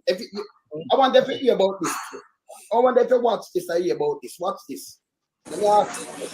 A sobering video of Gifford Henry drawing his last few breaths on this earth last Thursday. It still haunts his family and friends. Stressed, tired, disappointed, frustrated. Just a few of the adjectives used to describe the way I'm feeling presently. This and the disturbing news to learn the distress that my father went through at the Lionel Town Hospital. He just went there just to get assistance. I mean, that facility is there to assist you when you need help. You're sick, you go to the hospital for treatment, right? You go to the hospital, you're expected to come out back better than the way you went there. The dead man's loved ones said the brutal irony is that Mr. Henry, as an active member of the Community Citizens Association, lobbied political representatives to supply nebulizers to public health facilities in Clarendon. But on the night in question, he himself could not get one of those very machines as his asthma condition worsened. Him and the man who come here and beg the council, say me that like for get even two for the Limetown Hospital. And when me hear say I hit him go figure use and it's like some negligent and him not get through and him die, him not really get the assistance when forget, me feel cut up about you. He was a champion for the community, a voice for the community. He was never afraid to stand up and defend what he thought was right for the community. The leadership of the hospital, when contacted, explained a meeting was planned at which time they would get a brief on the case. The son of the deceased wants the authorities to use the case to again look into the practices at public hospitals. I'm just using this medium to reach out to the general public, relevant authorities, everyone. Just take a deeper look into this and see how our people, our citizens are being treated at these facilities. I mean, if somebody die on a floor, that is blatant negligence. But what about the alleged threats coming from some elements of the community since the incident? I'm sure no one was threatened. None of us threatened anyone. The media keep broadcasting that, saying that the nurses and staffs are afraid to go to work because they are fearful for their life. They have been threatened. I can guarantee that all of that are just lies. They are just padding the media, feeding stories to the public just to provide and hide behind those stories. Dwayne Anderson, TVJ News. All right, so my first question is Dr. Tufton. You know, you are the health minister, so the buck stop on your watch. And we see this play out all over Jamaica. And it really a touch we heart. We know the diaspora here and, you know, our loved ones, because a lot of people, you know, even Maria, as I'm speaking right now, Maria aunt just passed off. When Maria, last month? Last month, right? Stroke, Spanish Town Hospital. Yes, no, this is June. That was in April. That was in April. Right? And Mystic sensation. His mother-in-law, his wife, mom, get a stroke and up a university hospital, same thing. So these are the things that bother where we want you to adjust for us, because you are the health minister, you know. And we hear the hospital charter, all these kind of things, and it really bother us. So we need answers for these things. All right, so let me come in. First of all, I don't have the specific of this case. When did this happen? How dated is this video? I think last month this. Remember, as a health minister, if you have the whole of this a debt, you know. So much of them are happening that we can't keep up. No, but be careful though. First of all, it's always sad when a person loses a loved one. So I don't want to, in any way, shape, or form, project any insensitivity to this particular case. Normally, when these cases come up, the first thing you trigger is a grievance procedure where patients or their relatives are grieved. And there is a process that starts with the institution, and it can go as far as the court of law. So I'm going to take him off there, so because I'm not going to keep him on long, so because under the court, me talk about, because we talk about life. You know what? You about no court right away. That's a spin again. So now that me didn't want to hear about Byron or lied. You understand? Because we don't want to hear about where you're going to go through an investigation because the man dead. Then the woman come dead. Your mother-in-law could have dead too, you know. Exactly. And it not fixed. These things not fixed. These are the things that we are talking about. So, you know, they might have come with something, but me call it spin. Because of that, me don't want to hear that. So, you know, you just let them talk and then wrap up themselves. Wrap up themselves and have some more spinning. But this we want for prevention better than cure, don't it? Yeah. Because if you want some nebulizer, I have to have the machine and it not down there. You know, tell me about, we don't want to hear about quote. That can bring back him life. I'm loved ones. No. And say, we have to be careful because it's sensitive.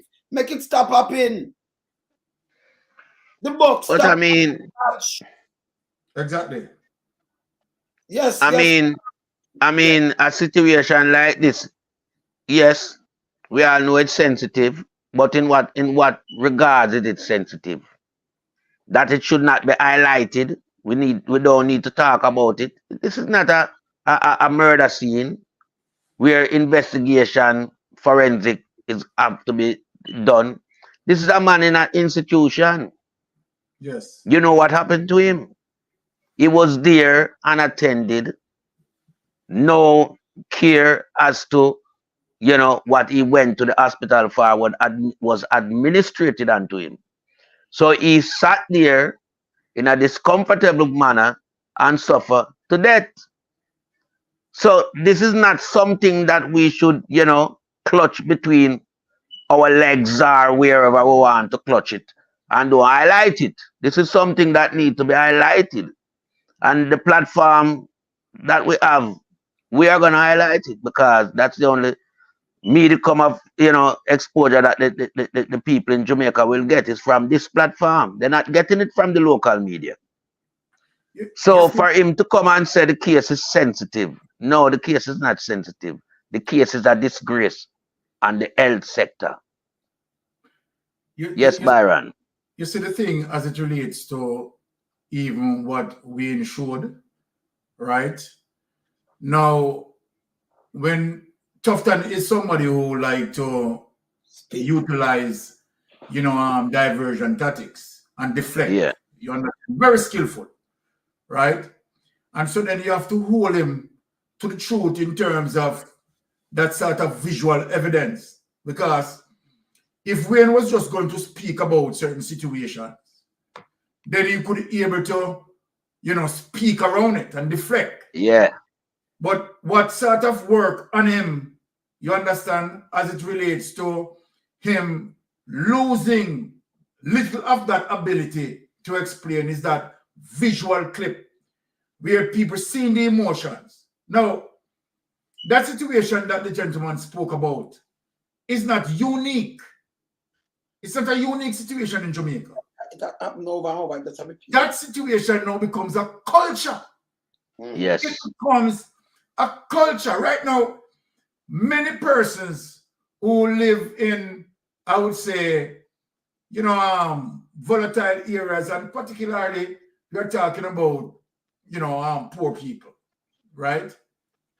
If you ask the majority of the poor people in Jamaica, they are not going to give the health care a good grade. No, they are not. No. You're not going to give, right? Now, again, if you stretch it beyond the poor and said go to the middle class, although our middle class under this government and our middle class becomes poor, eroded, right? But the little that left as it relates to middle class, if you ask them, right, they will also criticize the health care in a negative way. So then when Wayne showing these videos, right, and we have so many of them, if Tufton did allowed us the time in terms of going through those videos, right? Tufton, and which he knows, Tufton knew all along, right, that you have many concerns. But you know what Tufton resorted to? This is how he skillfully deflect. One of the first things that he is saying now that, okay, all right, of all the persons, look at what he did. Okay, of all the persons who visited our healthcare system or utilized our healthcare system, only 1%, right, complaining. Watch this now. Now, how do you, right, make that judgment? And claim that statistically speaking, when you are bringing statistics, you have to ensure that you have your numbers correctly, because you first quote statistics. So now you should have prepared to say, okay, all right, based on the statistics and all the statistics being drafted, because when you have internal system, because this is what he applied to, he applied to internal system. So our internal system as it relates to our grievance procedures, right? our grievance procedures, right, recorded X amount. Now, let me tell the people them this. When you're talking about the Andrew Holness government, where the art of their sins, you understand, is on public relations and, you understand, PR campaigning.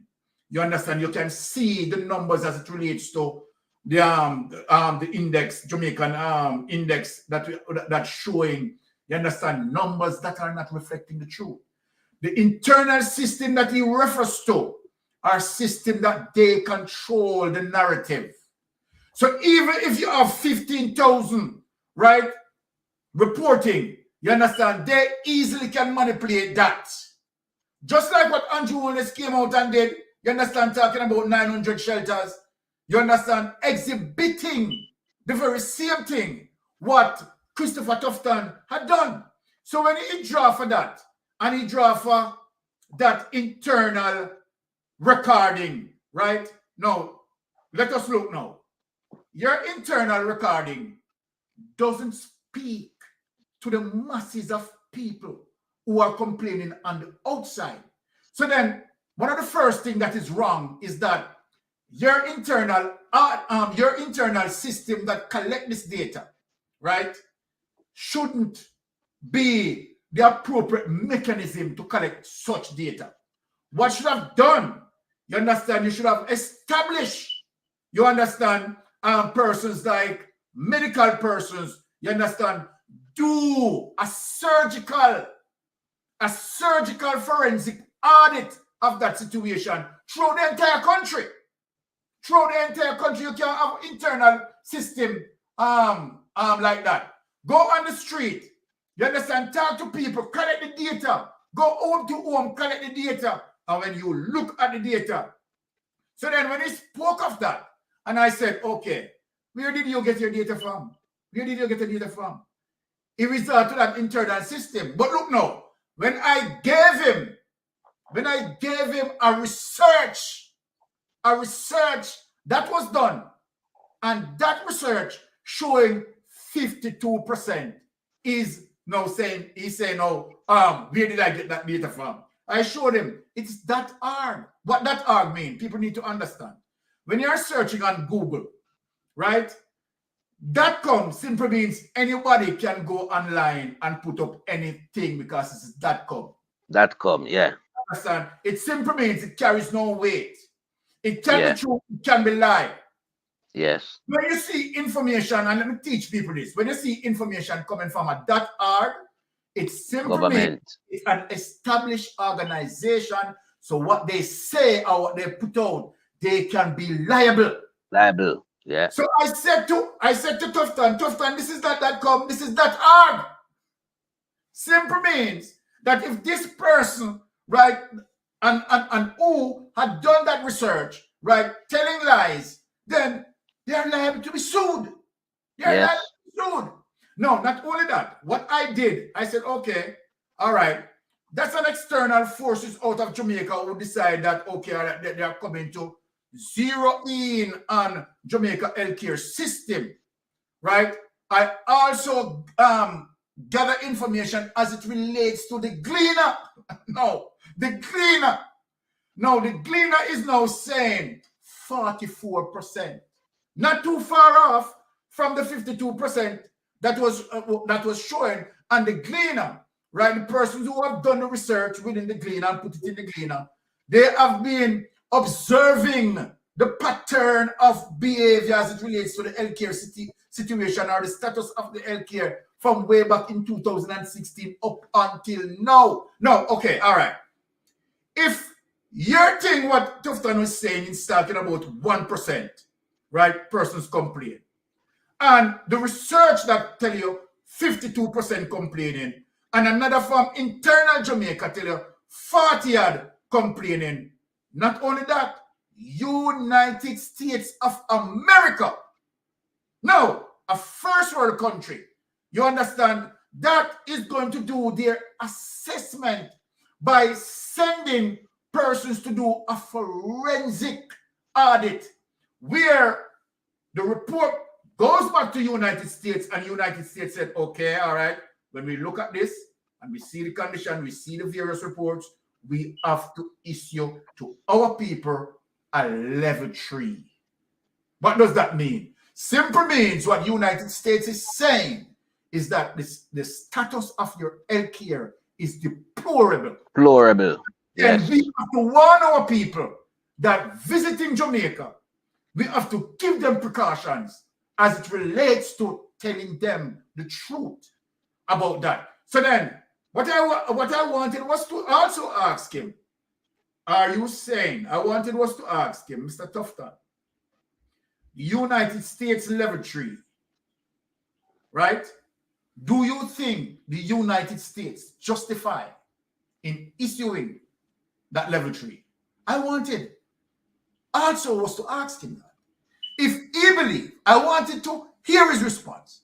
If you believe that the United States issuing a level 3, was it justified for the United States to issue that? I wanted to hear what he wanted, what his answer would be. Because if he go against United States, right, then of course, you know definitely that he's lying. Because United States would have sent experienced people to gather that data. And if he agreed with the United States, it simply means what we are saying is the truth. Right. So me just get Tufton, Dr. Christopher Tufton, some reality check, yes, some fact checking, right? Him said 3 million visitors to the hospital can't be true, lie. Right, 3 million. Exactly. That's about 2.8 million people there in Jamaica. And if him said that, him do let down himself. Let me tell you, Dr. T, if you have 3 million visitors, like one person and go back much time in there, so right? We just put it roughly at about the entire population. That for sure you say do nothing good. The whole place sick and them now get better, it get worse. Set bad pan your watch too. Don't tell nobody say 3 million, okay? So that's the first thing. The next thing again, yes, the same put himself in a hole just because he wants something. University of the West Indies, at the hospital, and KPH, them see the most when you talk about patient per year. Okay, the most. Not the corporate there, so them are the biggest, them see the most. And some people leave from country, like how the woman leave from country for come to the test of UE, or do a surgery, UE, or done a KPH, right? Yeah, some people leave from there. So they may register down in a sentence or something and then end up a UE, right? Or end up down a KPH. You will see 43,000 last year. It's there, not my word. And I will show them, right? Me have it some about that. So I may show them before, right? You will. All right, let me show them. And let me just show them that come like talk, I'm showing the things, Dr. Tufton. Kind of my word, I don't know what I mean this. So let me show you where you will say them see. I'm going to show you a fake thing I give you, right? Look on this. Look on this. Not my word. Right? You will. So you will there. One of Delia's accident emergency department. And you see this? The 15th of June, 2024. You can't see it. Want to see it good? Want to see it? No, it's fine. Yeah. It's fine for me. It's fine for you, but you can't see it. I just this alone, one. See, in 2023 alone, you will attend to 43,272 patients. Now they want to know what going right now. So this a 43, and it's up from 2022. It was 37,998, and in 2020 it was 33,000. So 43. So if them they're the biggest one, we see the most patients. Remember, the rest of them move this. The rest of parish them now go see the volume because the volume of people living at Kingston, St. Andrew, and over Port. Exactly. Right? Metropolitan area. Okay. So and at them see the most, right? Not Princess Margaret Hospital. So if you give you 43,000 and you say you give KPH the next 43, all right, put them at 100,000. So you tell me say 2.9 million people visit everywhere else, brother, when nobody live. It makes sense. Garbage. Exactly. No, garbage. To Tufton. Remember, we crunch numbers, It make any sense to you, brother? Can't. No, sir. Eh? So you tell me say, I know over see like maybe 300,000 or 200,000. Because you take out them two there, you know. We're gonna see the people them that send catching and them thing there. Same time I seem like more than 100,000, more than what you will see. Madness. It doesn't make no sense. So that right away, you know, it's a lie matter. You understand? It not say so much people them on the clinic or whatever. That no make no sense. And if it reoccur that you have to go back there, that means you're not getting none. When them say no write up 3 million prescription, me I talk about you in this and if you have your handbook, you have to buy the screw and you have to buy the pin them. See printers, me show a video to the stop investing crime. Me produce it too. With the man Luciano. A gunshot him get, but break him man. Right? Gunshot. But break him man. 2 man they dead out of that. Leave from his stool go up there and them a fire for 2 man, 1 catch him. Can that play something on the corner, right? And we do the 2 and stop investing crime. You understand? And then go to public and outside them have to do it, you know. 600,000 for do that, you know. At the time, you know. You understand? Because they never have nothing and them realize that him and them say, he say, okay, there. You come check him and we do it. Because the bone. All of them advise the tune, them tell me the bone a joke man. Because me advise the tune. Remember me produce the tune. See? You understand? So me advise the tune with him. The bone a joke him because the bone like that joke him and the skin can block it, you know. But never stabilize it up and put him in the wrap and everything and then before them go do the operation because outside them have to do it, not down there. You understand? So that alone when him say 1% hour complain, 1% complain. If you call anyone at the hospital and I get too much yet you go complain. It's the next factor that. You understand? Most people complain like the woman say take off, our mother say take off me head, remove me head. 1 week her mother suffer before she dead. She said blast fear. Most people complain online. No, the youth will get the gunshot. To Christopher Tufton moving up because the one of that will show him, you know. I remember, you know, him can't say nothing about dead people, you know. Exactly. I could have shown him the rat. But you know what I said? Let me tell you what I said.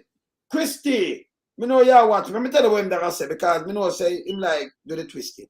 So I say, well, when last I visit the hospital, we get rid of them rat, them rodent and everything. So remember me now visited you, I say, okay. And then me show him the people them asleep on cardboard. I say, well, we clean up this, you know.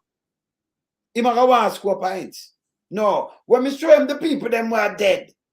When I say, boy, me carry them back alive still, you know. Him can't say it. So I said sensitive. And then you show him more and more. I show him with the youth and cut off and I ask him, I say, what is? You see it. Tell me if him dead or alive. You are the health minister. So me have some video they will knock him with, but through the eye, the whole of the eye, them video they just melt him up like butter, you know. Sight and sound powerful and sound alone. That's why in our conference we have to show a lot of things and then discuss it, like what the Prime Minister tell like, then I make the cut. We have them. In a 24 hours so much like the Prime Minister tell. Remember not my word, you know, not our word. See there? Not my word. Then we are the titan, so. But Wayne, all right.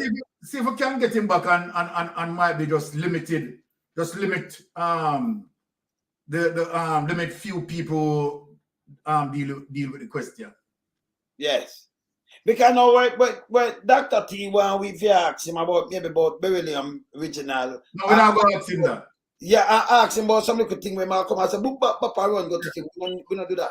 We are talking about life. We are talking about people life. Now I may have enough of them. You notice that a young miss send me something the Sunday, you know.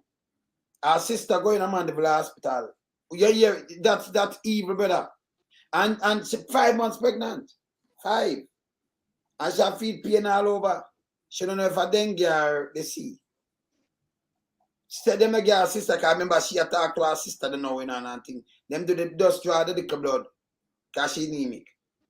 And she have to stay there because the thing closed. And doctor said, well, you know, sometimes, let me tell you something. You might have been overseas. Let me tell him how overseas work now. So if me there, so me feel sick and me want to run through the system. I call an ambulance. We get a fire truck too. What do I get? If you don't want a police to come to you know. But fire truck, you get a fire truck and them the paramedics. They might reach quick. Before 10 minutes, like 5 minutes, they reach quick. Them have them set out for them thing or them reach. And if you still away, them are stabilize and do them thing. Them have everything in that too, you know. In the ambulance. The ambulance are coming and they lost the fire truck. They may come with everything, forgot hook you up and Yes, same way. See, when you do that, so they are going to do blood tests for your chest, you know, they are going to do ECG by the same time. You have to pay for the ECG at Jamaica. They are going to do ECG by you.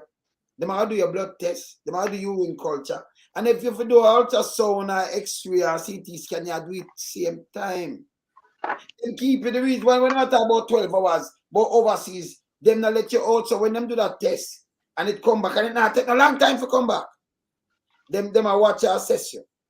And them do back the next blood test again to make sure you know no problem and no danger, because if them let you out and something to them, them not trouble. Okay? But you get you. And if them fear admit you, them admit you. You never know. Christopher T. I said go. So you will spend a year towards yes. But two of them I do. And if it's an emergency with you, because them assess it in a triage. If it's an emergency with you, people there before you and you get you before them. Because emergency if you admit. But in there, so now when you go to KPH and them place there, you sit down on a hard stool and not a nice chair. And them have food. If you ask them for food, them get to you know. And by the way, them have canteen in there and them have everything in them hospital, you know. Them have them canteen, them have clothes, place where you can buy clothes and all that. Them have all kind of store in there. Side bill, multi-purpose. See? You have and your pharmacy. I like me I tell. Your pharmacy there, you go full your thing. You know, go far. Okay? And the security guard, them are there. And if they search you and have a thing I rub down by you for when you are coming. Nothing like that. They may just direct you. If you have behave bias for us now with them, you understand? In there, them have to come and help and call the police go hold it down. If you go get yes. And if you want to leave, you're not supposed to leave. I think they may, you know, stop you because they know you're going to go drop them and dead. See? So you get a better environment. And the place clean every minute. You see them have a little thing there where them work, clean the floor. Remember, you know, hot steam and everything, you know, clean it, you know. Yeah. And then up them and the little dirty toilet them where you see. And the toilet them always have tissue. And them have tissue all that. And it exactly. It have always have soap and thing for wash your hand and everything, and with it, the hot steam will dry your hand too. The blower with that steam. So in every way they want to kill the germs, limit the germs, because hospital carry a lot of germs, sir. Jamaica, the hospital, let me tell you this, Riverton City down cleaner than the hospital in Jamaica. No apology. My God. No, what talk truth to power, you know, brother. Yeah, and this is what him don't like for hear. Yeah, when you get to the nitty-gritty of the problem and highlight it and show him. No, but me because, brother, if you're in Jamaica now you're sick, where you do go KPH? Are you no you're not a chance if you go KPH. Number one, the man needed like on top of the pile. Then go over and sit down, go lie down, brother. And it killed in the hospital them. No, him come back and him talk about the prescription them. When you get a prescription, brother, you have to go fill it. You have to send go fill it from outside. Him talk about drug surf. But partisan them carrying on thing. That's what the sister used to write there. So I know it's over there for. Saying, so me no want him tell me, but me know about drug surf. But and a drug surf them go feel you want to do surgery and them a send you for go buy the drug surf not send me you have to use the surgery, brother. Saying, so right away my detour again and gone to something and I spin again. We know that. So me I tell you now, Christopher T, you know, Byron and stuff carrying back. But let me tell you this. When you come on, I say, no matter with the spinning thing, because I just laugh and you can't spin and you can't get out of them. You can't go on like a spider and a spin web, but it not work, brother. You understand? The web thing, they not work. They're like Spider-Man not working. We not do PR around here, so we keep it real. You know what? So me just rebut the thing where you see when them put up Marky G and thing the face pan and Holness. Because I show the different that is bogus. Yeah. There's a market you lead this something and then you have enough people send it out. It's bogus. We not do these things. But you know when you look on the level of corruption, and we want to address the situation as it relates to nepotism, right? And just explain it to people as what nepotism and cronyism is. Now, when we look on the Cornwall Regional Hospital line, and we see Cornwall Regional Hospital started out a little less than $2 billion. But as we speak, right, we have heard that, okay, it is now $21 billion. But the filtration of the information coming down from Christopher Tufton is to say, no, it is not $21 billion. It is $21 billion that projected over a span of time that is going to be utilized. Okay. Now, what I wanted to ask Tufton is, at current Mr. Tufton, we want to understand the specificity of the total amount being spent, right? Give us a specific figure as it relates to what being spent so that people can understand, right? And where now I could just go on the jump portal, right? And look and say, okay, you say you spent this. Okay, let us visit the portal as it relates to the contractors who have been awarded, right? And the amount of money being paid out. And so then what you have said here as it relates to X amount being spent at this particular time, yes, we are seeing that being spent. We want transparency. Yeah.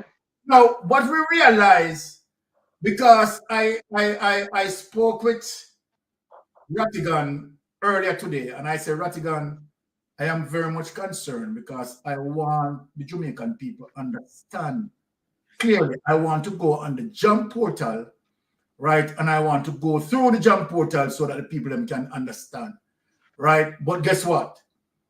The jump portal is not showing any form of data, right? On 2020. Beyond 2020. So we tried to call the person who responsible for the information. Update. Yes. Update. Today we didn't get through. I am saying all of this to speak on what I'm going to speak on now. Because I want some clarity as it relates to how much being spent on Cornwall Regional Hospital. I want to investigate it, show the people, and said, okay, all right, these are the contractors, right? These are the monies that paid out to the contractors, and this is the status of the Cornwall Regional Hospital, right? Now, this week, what we have seen is cause for cause to concern. We have seen a popular vlogger who has long been associated with the Jamaica Labour Party, right? And who went on social media campaign, right, that leech venom against the People's National Party, and as such, as it relates, they have been nicknamed social media warriors. And not only that, they have been nicknamed as social media warriors, they have been applauded in the parliament, right? Members of parliament applauded them. Now, let us look. I don't know, you understand, that person credentials, but I am saying if that person, right, is going to be the project manager for the Western Regional Children Hospital, okay, let us be fair to him. I don't know his credential. If his credentials, right, like having a bachelor's in orchestra, right, civil engineering, or whatever, okay, or a master's, okay, right, he's qualified for the job, and based on experience that he may have done, you understand, these jobs before. So then, because he came up, it gives us reason now to say, what hold on there. No, Mr. X this. And Mr. X this, you know, a popular GLP vlogger. You understand? So now we see the popular JLP vlogger. You understand, on the side. Now, Mr. Tufton, right, swing it off to say, okay, it is the Chinese funding the project. I want to stop right here and let me say something. The Chinese funding the project, what does that mean? The Chinese funding the project, it doesn't mean that the Chinese funding the project for free. Who is going to pay for that? It's taxpayers' money, our money. We are going to be taxed for every single dollar that been spent, that the Chinese have been spent. And not only that, for the Chinese to be doing that, what are we giving the Chinese? What are we giving the Chinese? Are we giving the Chinese the benefit of more of our precious land and the beach? What else are we giving up to the Chinese to be doing that? So then, for Tufton to be swinging to say, okay, all right, maybe, you know, you don't need to, we don't need maybe to dig deep into Chopper John. Remember, you know, I don't know if that's what Tufton was saying, and I'm not saying that Tufton is saying, but I am saying that, right, whatever he said in terms of the Chinese, you understand, money doing that. It is not the Chinese money. The Chinese might find the capital injection to do it now, but the fact of the matter, it is taxpayers who are going to have to pay for that. It's you and me that is going to pay for that. And since you and me, we are going to pay for that, we need to ask Chopper John for his credentials. Exactly. Because we have seen Cornwall Regional Hospital, you understand, started from God he knows when, from Whoppi killing Philip, and Cornwall Regional Hospital is not reached in the status of completion. And plus, as we hear about the 21 billion, regardless of how Tufton wants to spend it, right? Also with $600 billion, you understand, unaccounted for as a result of the faulty system that they have. You understand? Because Tufton don't want to say. You understand that the money they got in a people pocket, you know? You understand? But of course, if the money they got in a people pocket, when you do a proper procurement process to give an account of every dollar of taxpayers' money being accounted for, if you don't have system like that, how long Tufton being the helm of that system? 8 years, and allow that system to continue with those gaps, right? With those gaps. And just want to say that, okay, no, they are not saying that, okay, money being stealing. What they are saying, people, they are saying because of, you know, pure procurement gaps and certain things and, you know, this and very blah, blah, blah. Listen, cut the bullshit. You have been there for 8 years. You are the helm. The appropriate account, the appropriation account supposed to be done every year and supposed to be submitted at the 4 months beginning of the year. So then you are the helm, right? And you looking over as it relates to the permanent secretary, right? And the permanent secretary seeing that the appropriation accounts cannot be completed annually. What the permanent secretary had done about it? What did the permanent secretary do about it? And you, Mr. Minister, who definitely, you understand, you are the person over the permanent secretary. What did you do about it? Because the buck stopped with you. So even if the permanent secretary, you understand, failed, you should be able to pick up the button. So what are you doing about it for 8 years? 8 years? And now we have a total of $1.7 trillion unaccounted for as it relates to what? Pure procurement procedures, no checks and balance. And you just low and you just sit down so and you want to tell Jamaica and say, oh, you know, it's because the procurement process is a problem and the system of accounting, you know, it's just a problem and there's no proper system of accounting. All of that are bullshit. So when you have the lady, when they done in Hanover, that mayor lady there, she was a PMP mayor lady, and them say she have a $3.7 million project where she not spend it one time. Yes. 200,000 or 300,000. Them say she get nepotism and cronyism because she get uncle thing or a cousin them or she give them contract and it never yeah, them just lock her up. Them charge her. She must be the case. Yeah. Strike 5 charge her. No, we have 1.7 trillion and nobody get charged. Eh? We have some money where we're gone where we never know the money gone and how it move and everything, and nobody not say nothing at all. But we look at this. Look at this now. Chopper is the project manager, right? The reason why we want to dig Chopper is because Chopper affiliation with the Jamaican Labour Party. No, so then I'm saying, how much Chopper being paid? We want to know how much Chopper being paid. But yeah, this stuff. I will not give no more promotion neither. I just say the sperm whale them. Because we not give no promotion. All right. Where call them sperm whale? The sperm whale them. Okay. Remember social media sperm whale. All right. The sperm whale them. So right. So yeah, this stuff. So you take people, you put them on board at school for run it. And them are what and what. So them get them pay back. It's nepotism, cronyism and everything. And then them have the canteen contract of them who get that too. And then depend on that thing. And more the whole of them also them do it because them say 85% of who that parliament. Because the social media sperm whale them put them there. So yes. So because the support where them get.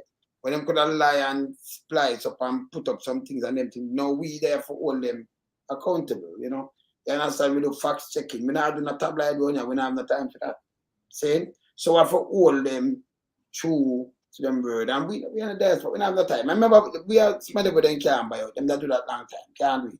Saying? And then no, we run as we're not playing now. We're the Titans. We're not playing. Move from 0 to 100. Yes, we're not playing. See, and we not beg no friend neither. And we have to speak truth to power. Because we are stand up for your country. I remember. And I always remember, because I have some people, sometimes them get bright, and I just use the platform and tell them, remember, say, we're bad slave descendants, Yes. Yeah. And anything, me believe in, them have, Peter. Yeah. But we don't believe in us. So, me when we there to attack, and we are hold people accountable, we just want to hold people accountable, and nothing not coming our way. Whether you're Annie Palmer, or Black Witch of, whether you're Black Witch of, the White Witch of Rosal, or you're the Black Widow of Peter King, we the business are home. You understand? Yes, when you see we run us up, just keep a little distance, because we don't ramp with nobody, Exactly. Anything where you do, I get 100-fold, and I'm not joke about it neither. You understand? Saying? Like you were saying something. I just want to highlight, the real issue that Jamaica have as it regard to like projects. We see where there are lots of nepotism and cronyism as it relates to project and the awarding of contracts. Yeah. There's no bidding process being done. There's no transparency. There's no accountability. And there's no communication. So everything is being hid behind some walls, with certain representative alone in that space. And what they have done, they have coincided with corruption as the forerunner within their organization. Everything has to be corruptedly done. There's no transparency in regards to, how we serve the Jamaican people. So this sperm whale, I don't know of him as a contractor, much less a general contractor. I don't even know if he even work in the building trade to begin with. It's crazy. So as taxpayers, we need to get some clarity on the sperm whale and what is he doing serving in that capacity where a budget has spiraled from just about $2 billion surpassing $20 billion and it's still heading north. Yeah. Hold on, correction. As the figure relates. Hold on, line, correction. He is not at the Cornwall Regional Hospital, no. He's at the Western Regional Yes, sorry. The Western Children's Hospital, rather. Yeah. Yeah. You know? So we have some issues where, you know, oh God, man, we need to get to the bottom of them, man. Because when you look on Tufton, you know, Sunday night, you know, him dodge every question that thrown at him, you know. Even when Kamala asks him about, you know, the exodus of our nurses, and then now them have to go back and source nurse from Philippines, if it wasn't more suitable for him to just award the local nurse them a better wage package. Is my wife asked that, like. Yeah, right. Yeah. You know, so I mean, you know, him never attempt to even answer the question. Him make round the question, and him end up running away from answering it. Because as it relates to these people coming in and serving in that capacity, you know, the local nurse them have to, you know, give them the briefing and take them through every stages how the institution has been run and operated. The culture is so vastly different. Exactly. So I mean, it would have been more of a beneficial to the local nursing sector to pay them a better living wage package in order to stimulate the interest within the local nursing fraternity. The interest has gone out of it. But like, hold on, stop there. Sorry to cut you. But no, man, go ahead.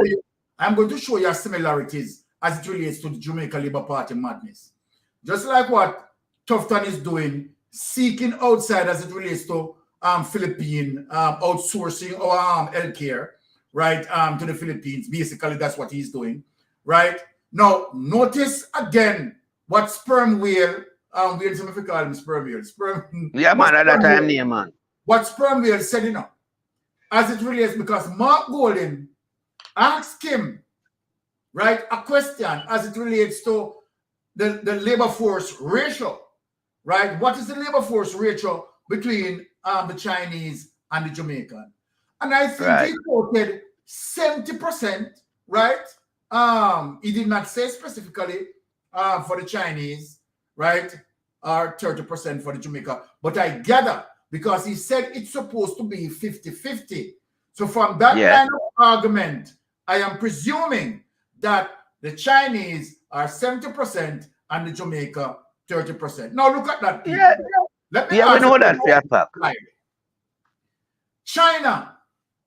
This could never, ever happen in China.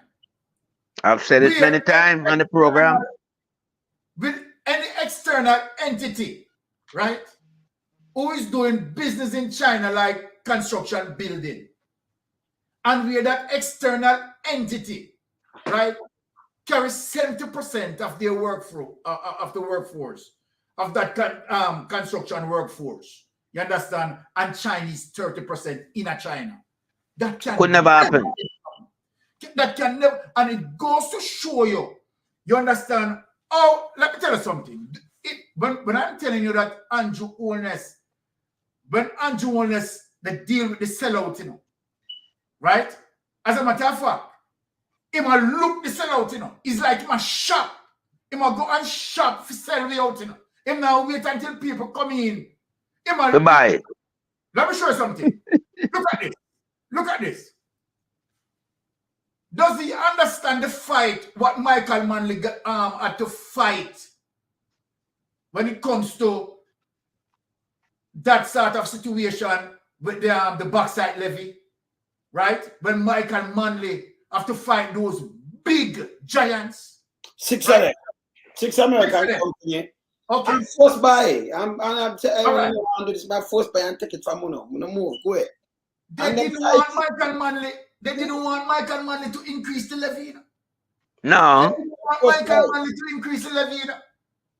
And when Michael Manley increased the levy, what Michael Manley was able to do, and to show you that, to show you this government, you know, What Michael Manley was able to do, Michael Manley was able to give us free uniform, free lunch, university, brother. Free university. Yes. All of that come from the increase of the bauxite levy. We make, brother, we make 160 million more. Yes, from 40 million to 200 million. From 40 mil to 200 mil. 160 mil more. And 100% it go up in as much percentage that? Couple of %. Well, 500%, man. Yes. So you tell me, when you look at Jamaica and as it relates to this government allow 70% of Chinese worker to be on a construction site in a Jamaica that only have 30% of Jamaica. And you know what they are going to talk about? They are going to talk about skill level and so forth and so forth. Nothing like that. Not like that. I say that, but hear this now. If me really build a country, and remember, if you build a country, your money can just put on the bank and it grow. It have to spin, it have to circle. It have to spin. I do go barbering and then me come buy from your corner shop and then you go back to buy from like the wholesale and then go back to buy from the manufacturing and the money circle around and you have to take bus and you have to take this. So it a circle around everything and it grow the economy. No, if you not do something local economy, man. Yes. But if you want good economy, you can import more than we export. So so the country will go back with. If whenever we out there spend more money, it's flopping up. And you can't have money and top up the reserve and come and say, you never know the history. I try to trick people. Go with that, man. Exactly. When I get to but as it relates to the overseas influx of workers in our country, I have several times I have highlighted this problem. Well, I like it. So even with China, if you're lending me some money, I'm gonna build some road and do some things, and then you send so much work. We have more than 200,000 Chinese in Jamaica, and them control the food. Number one, we should need them from Chinese. Them everything we move. We have to be careful. Everything we move them cooking at the same pot them. So we get the dog them going down. Dog and all. Push that out me here. Our people them are the biggest sellout, That's why we have to be careful our people them, Your people them kill if you $1,000. $1,000. Less than that, $1. And them support other people, not you. Even a foreigner anywhere at all, them not really support you. Because them line up in a Chinese restaurant and you make them cook give you. Them make you cook give them. Remember them? No, sir. Can you think them, Same part. And them chop so if a couple of you push them catch chop up in the boy and yam it. And you support them and them not pay the taxes, them get tax break. Yes. And them see the company name. So them are drain the system and help them to drain the system. Help them to drain the system.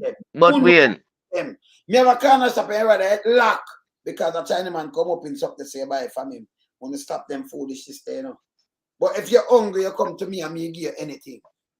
You can go to Chinaman and give nothing. You ever keep a dance or something and him come support you and buy 2 liquor or something.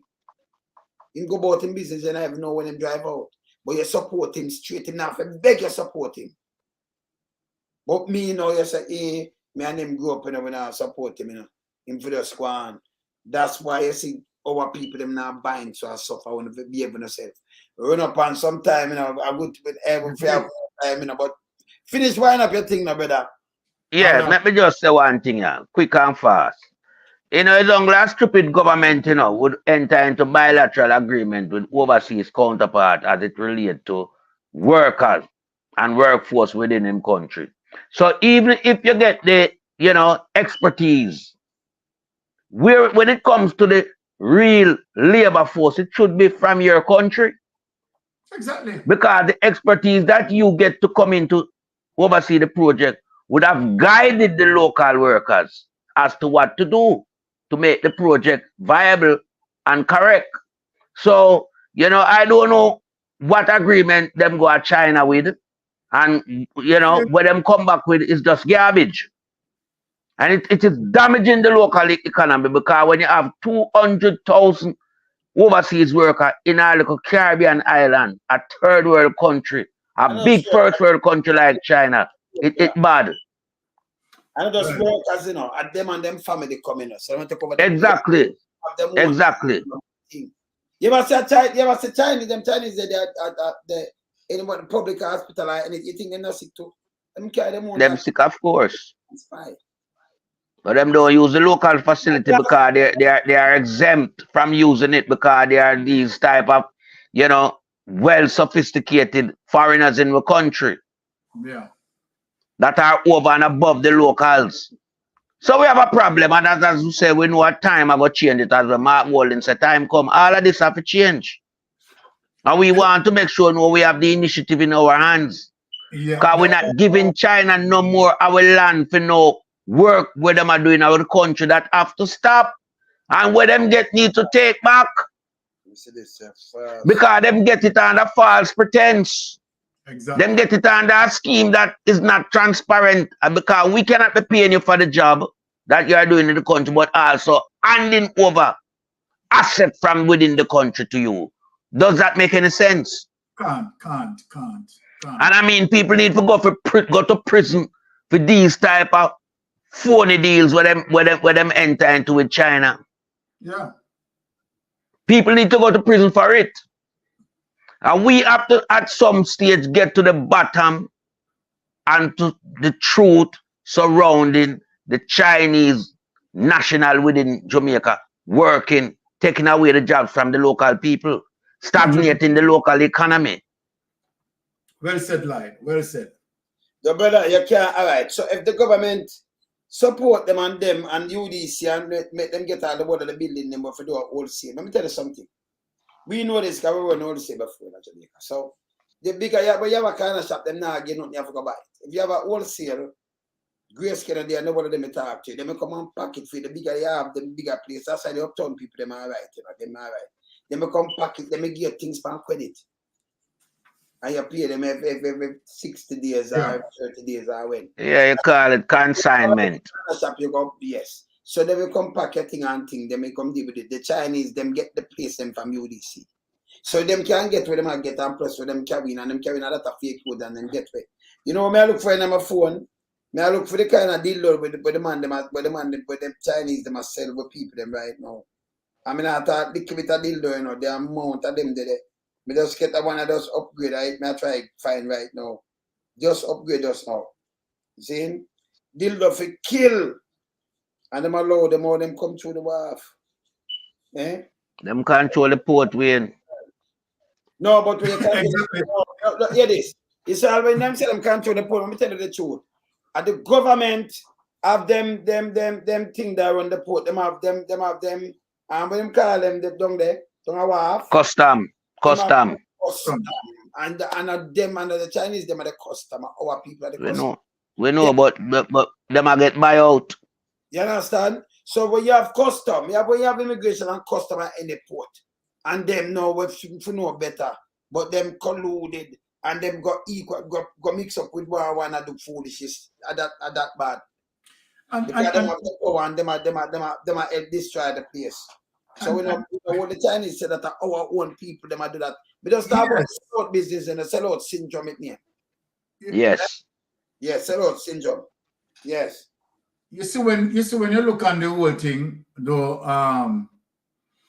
that is one of the reasons why we have to talk about, you know, members of parliament who venture into the politics for political representation and not just in for the politics to benefit themselves, right? We need to have select persons to represent us who have the ideas, right? The innovation, because this is, if you look and see how Jamaica is just struggling along, we can't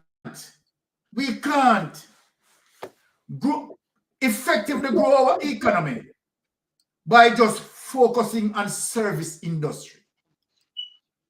Can't, right? Exactly. There's no economy can grow in that regards in terms of just focusing on service industry.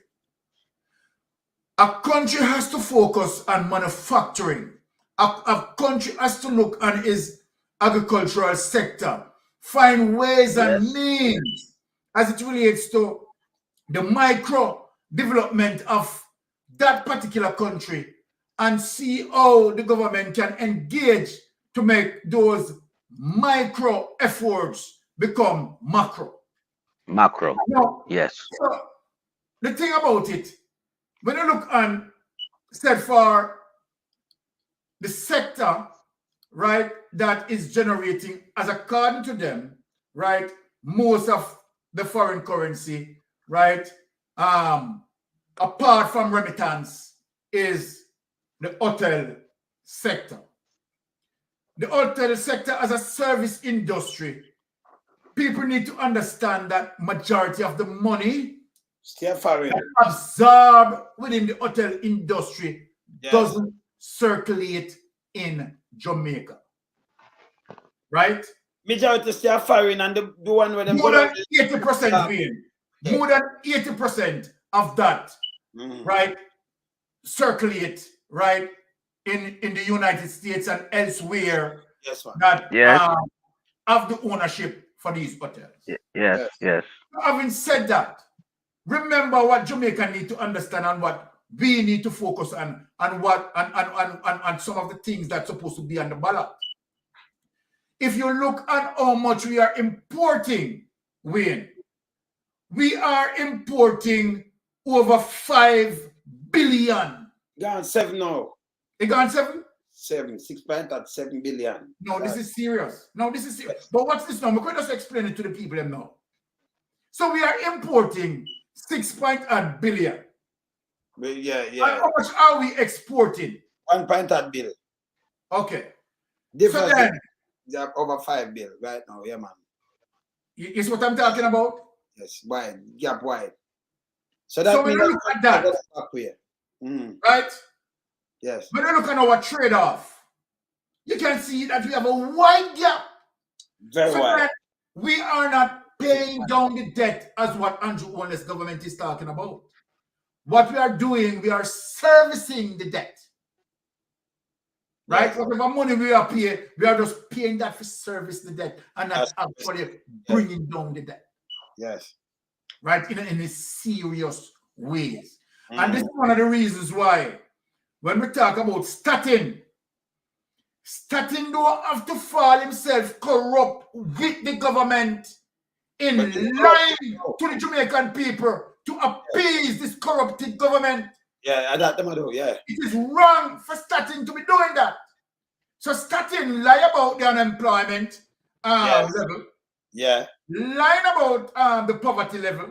Lying about several things as it relates to the corruption of this government. It is wrong. And so then, when you see the level of inflation, the people on the ground, the people who are actually going into the supermarket and buy, the people realize that, oh, look here, if me pay for one tin of bully beef, you understand, this month for $100. When we go there the next month, it got a $200, partially 100% increase. What is going on? What is going on? So then when you look at that, right, you see where our politicians, current crop of politicians that we have as it relates to the Jamaica Labour Party, have nothing as it relates to innovation. So when Damian Crawford, they tell them to invest in goat, they're not going to understand that. But the government hold on, the government said them buy much 100 goat and we not see it, you know. Where the money gone? I have it here, I show that, you know. And then them say what them want because we got depleted, so them have. I just want make one you know significant point as it relates to the hotel sector and what the government you know negotiate for as it relates to the service, the remittance that they get from the sector. But a certain what they don't factor into the local infrastructure that works within to facilitate that service, such as the sewage. This is why our sewage has become, you know, a nuisance to the society. It's all over the street in Jamaica. Because when you have so many people coming in, the sewage that system that was designed wasn't designed to cater for all these hotels and the guests them coming in. Exactly. So what you have now is more sewage being, you know, facilitated into the system. Are we getting paid for the sewage? Nope. Line that been provided there? I don't think so. Because our politicians, they can't negotiate at the table properly. Because they are so hell-bent driven and just achieving corruption money that they don't do the proper business model that they should carry out as it relates to what are the real benefits for Jamaica. Because we provide the land to build hotel, but we already have a sewage system that you are going to connect onto to service your guests them and to facilitate the transmittance of your waste. But what are we getting from that? Nothing. Let me tell you something though. I'm doing myself. I want to play two good things before me run out of love. I run out of time. I know time for me to eat my big. No, so I'm afraid to chat my mind and I'm going to eat my big. I mean, I better turn once. So I eat my big drink at cup of tea. But tell you the truth, when Andrew keep anything now, you notice him have Google too. Him want control police, control judge, control them people, put all of them people in them office, turn it now ag pen. People, let me show you the ag pen, because this is a ag in tie. Let me tell you, we soon have to ease up in about, because I'm going to eat my big, but look on this. Ag in tie now have in boxers, people, but no mind. Ag in tie, there's a ag pen.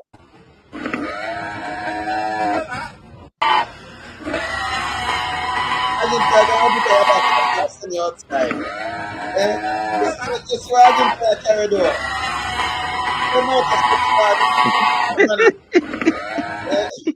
In a bag. I can tell you. So what are the girl start him there pan? You give him a prelude into the future. No man, through the storm that come, them I put in the ag pen. Remember them never. Yeah, but that could be that could be him judgment there too. Yes. No, I can tell you, so them that came at the ag pen. That one. Next thing one more show now. What am I doing in our country? What me just telling about? This very serious. Look on this. Now look on them, people. Look good.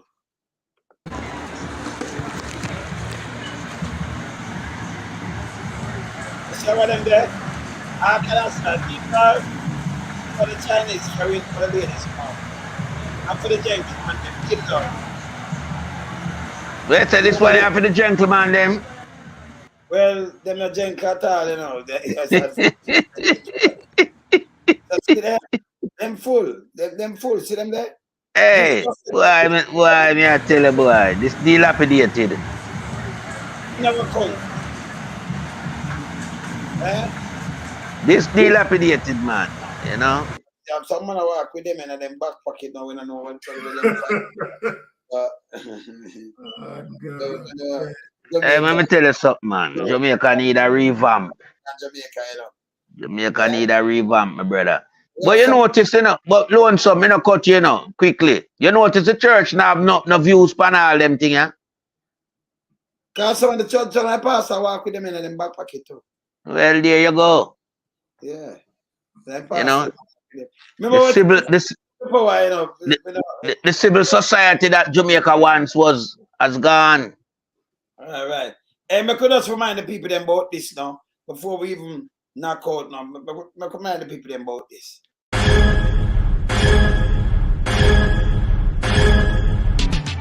Jamaica Diaspora Crime Intervention and Prevention Task Force, in association with the Global Jamaican Diaspora Council, presents on the 26th of July 2024 Jamaicans and Friends of Jamaica.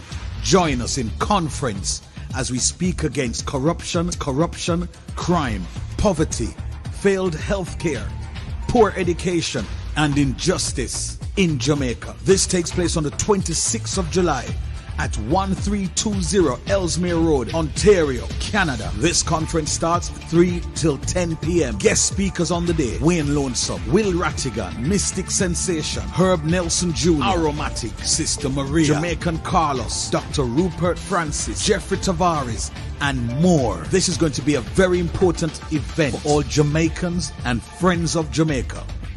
Don't miss this event.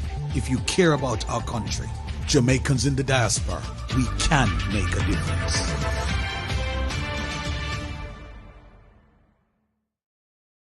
Yeah, man. We are some man.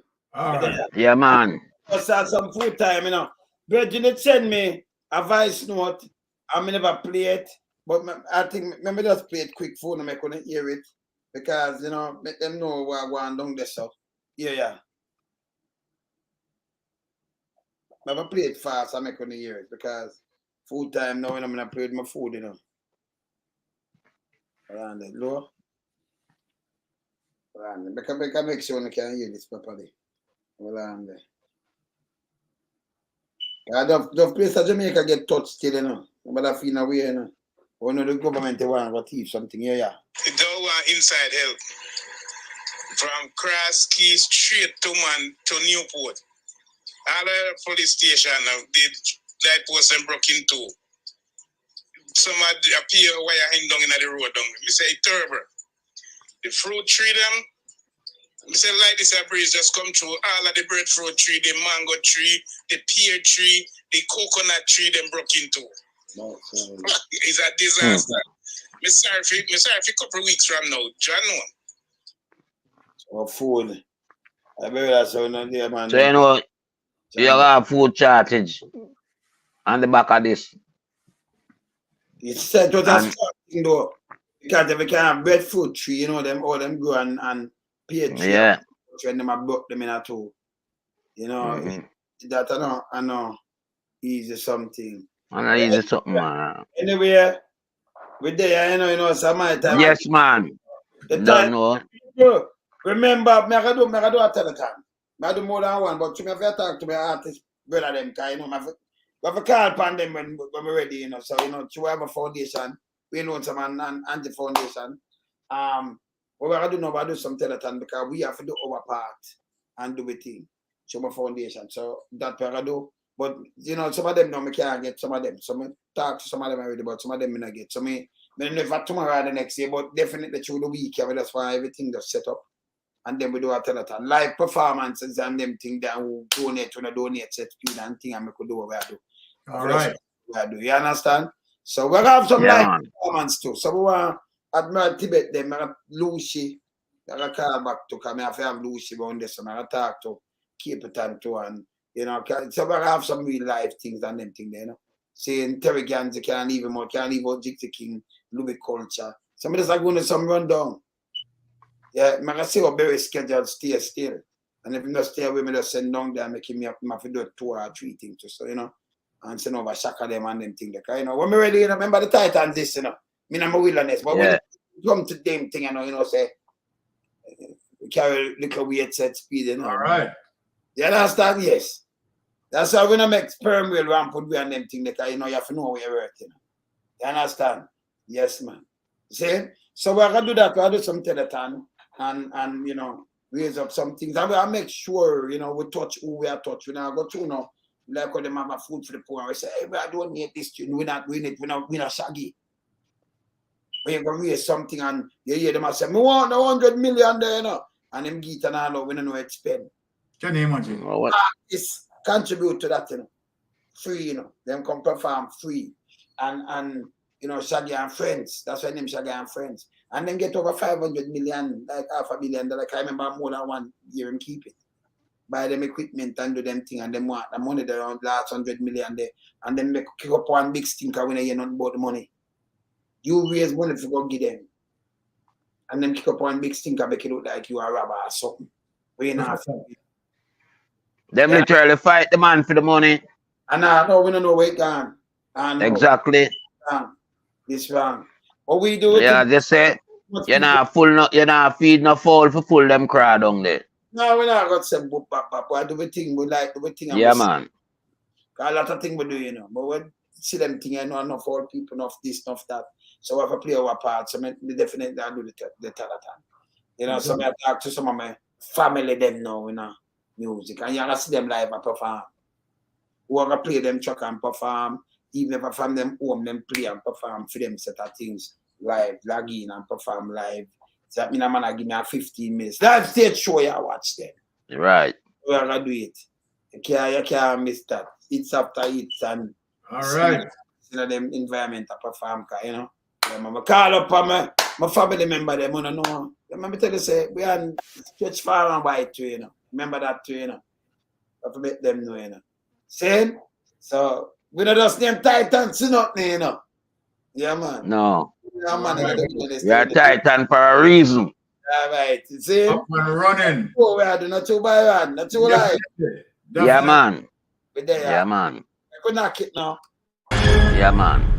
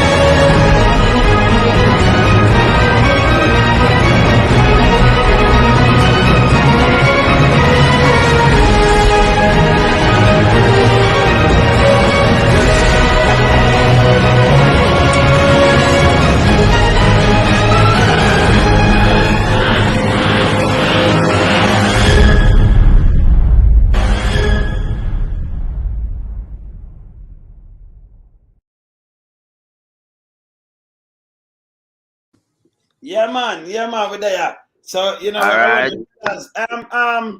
Stella, no, man, I remember saying him out, you know, him out. Remember, then him out, so him couldn't make it and them thing there. So, I see, I say, oh, pick up yourself, anyway, you're there.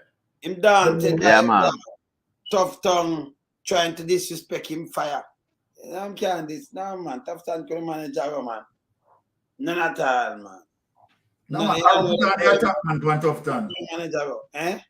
Tufton can't manage Arrow. Arrow put on the attack on Tufton. Him can't manage our man. Not at all. Saying, yeah, aromatic that, you know. Yeah, aromatic. Yeah, nasty. So, we're good. We're all right. I'm all right, man. Yeah? Yeah, man. All right. So, brothers. Yes, my brother. Yeah, man. Yes, blessing.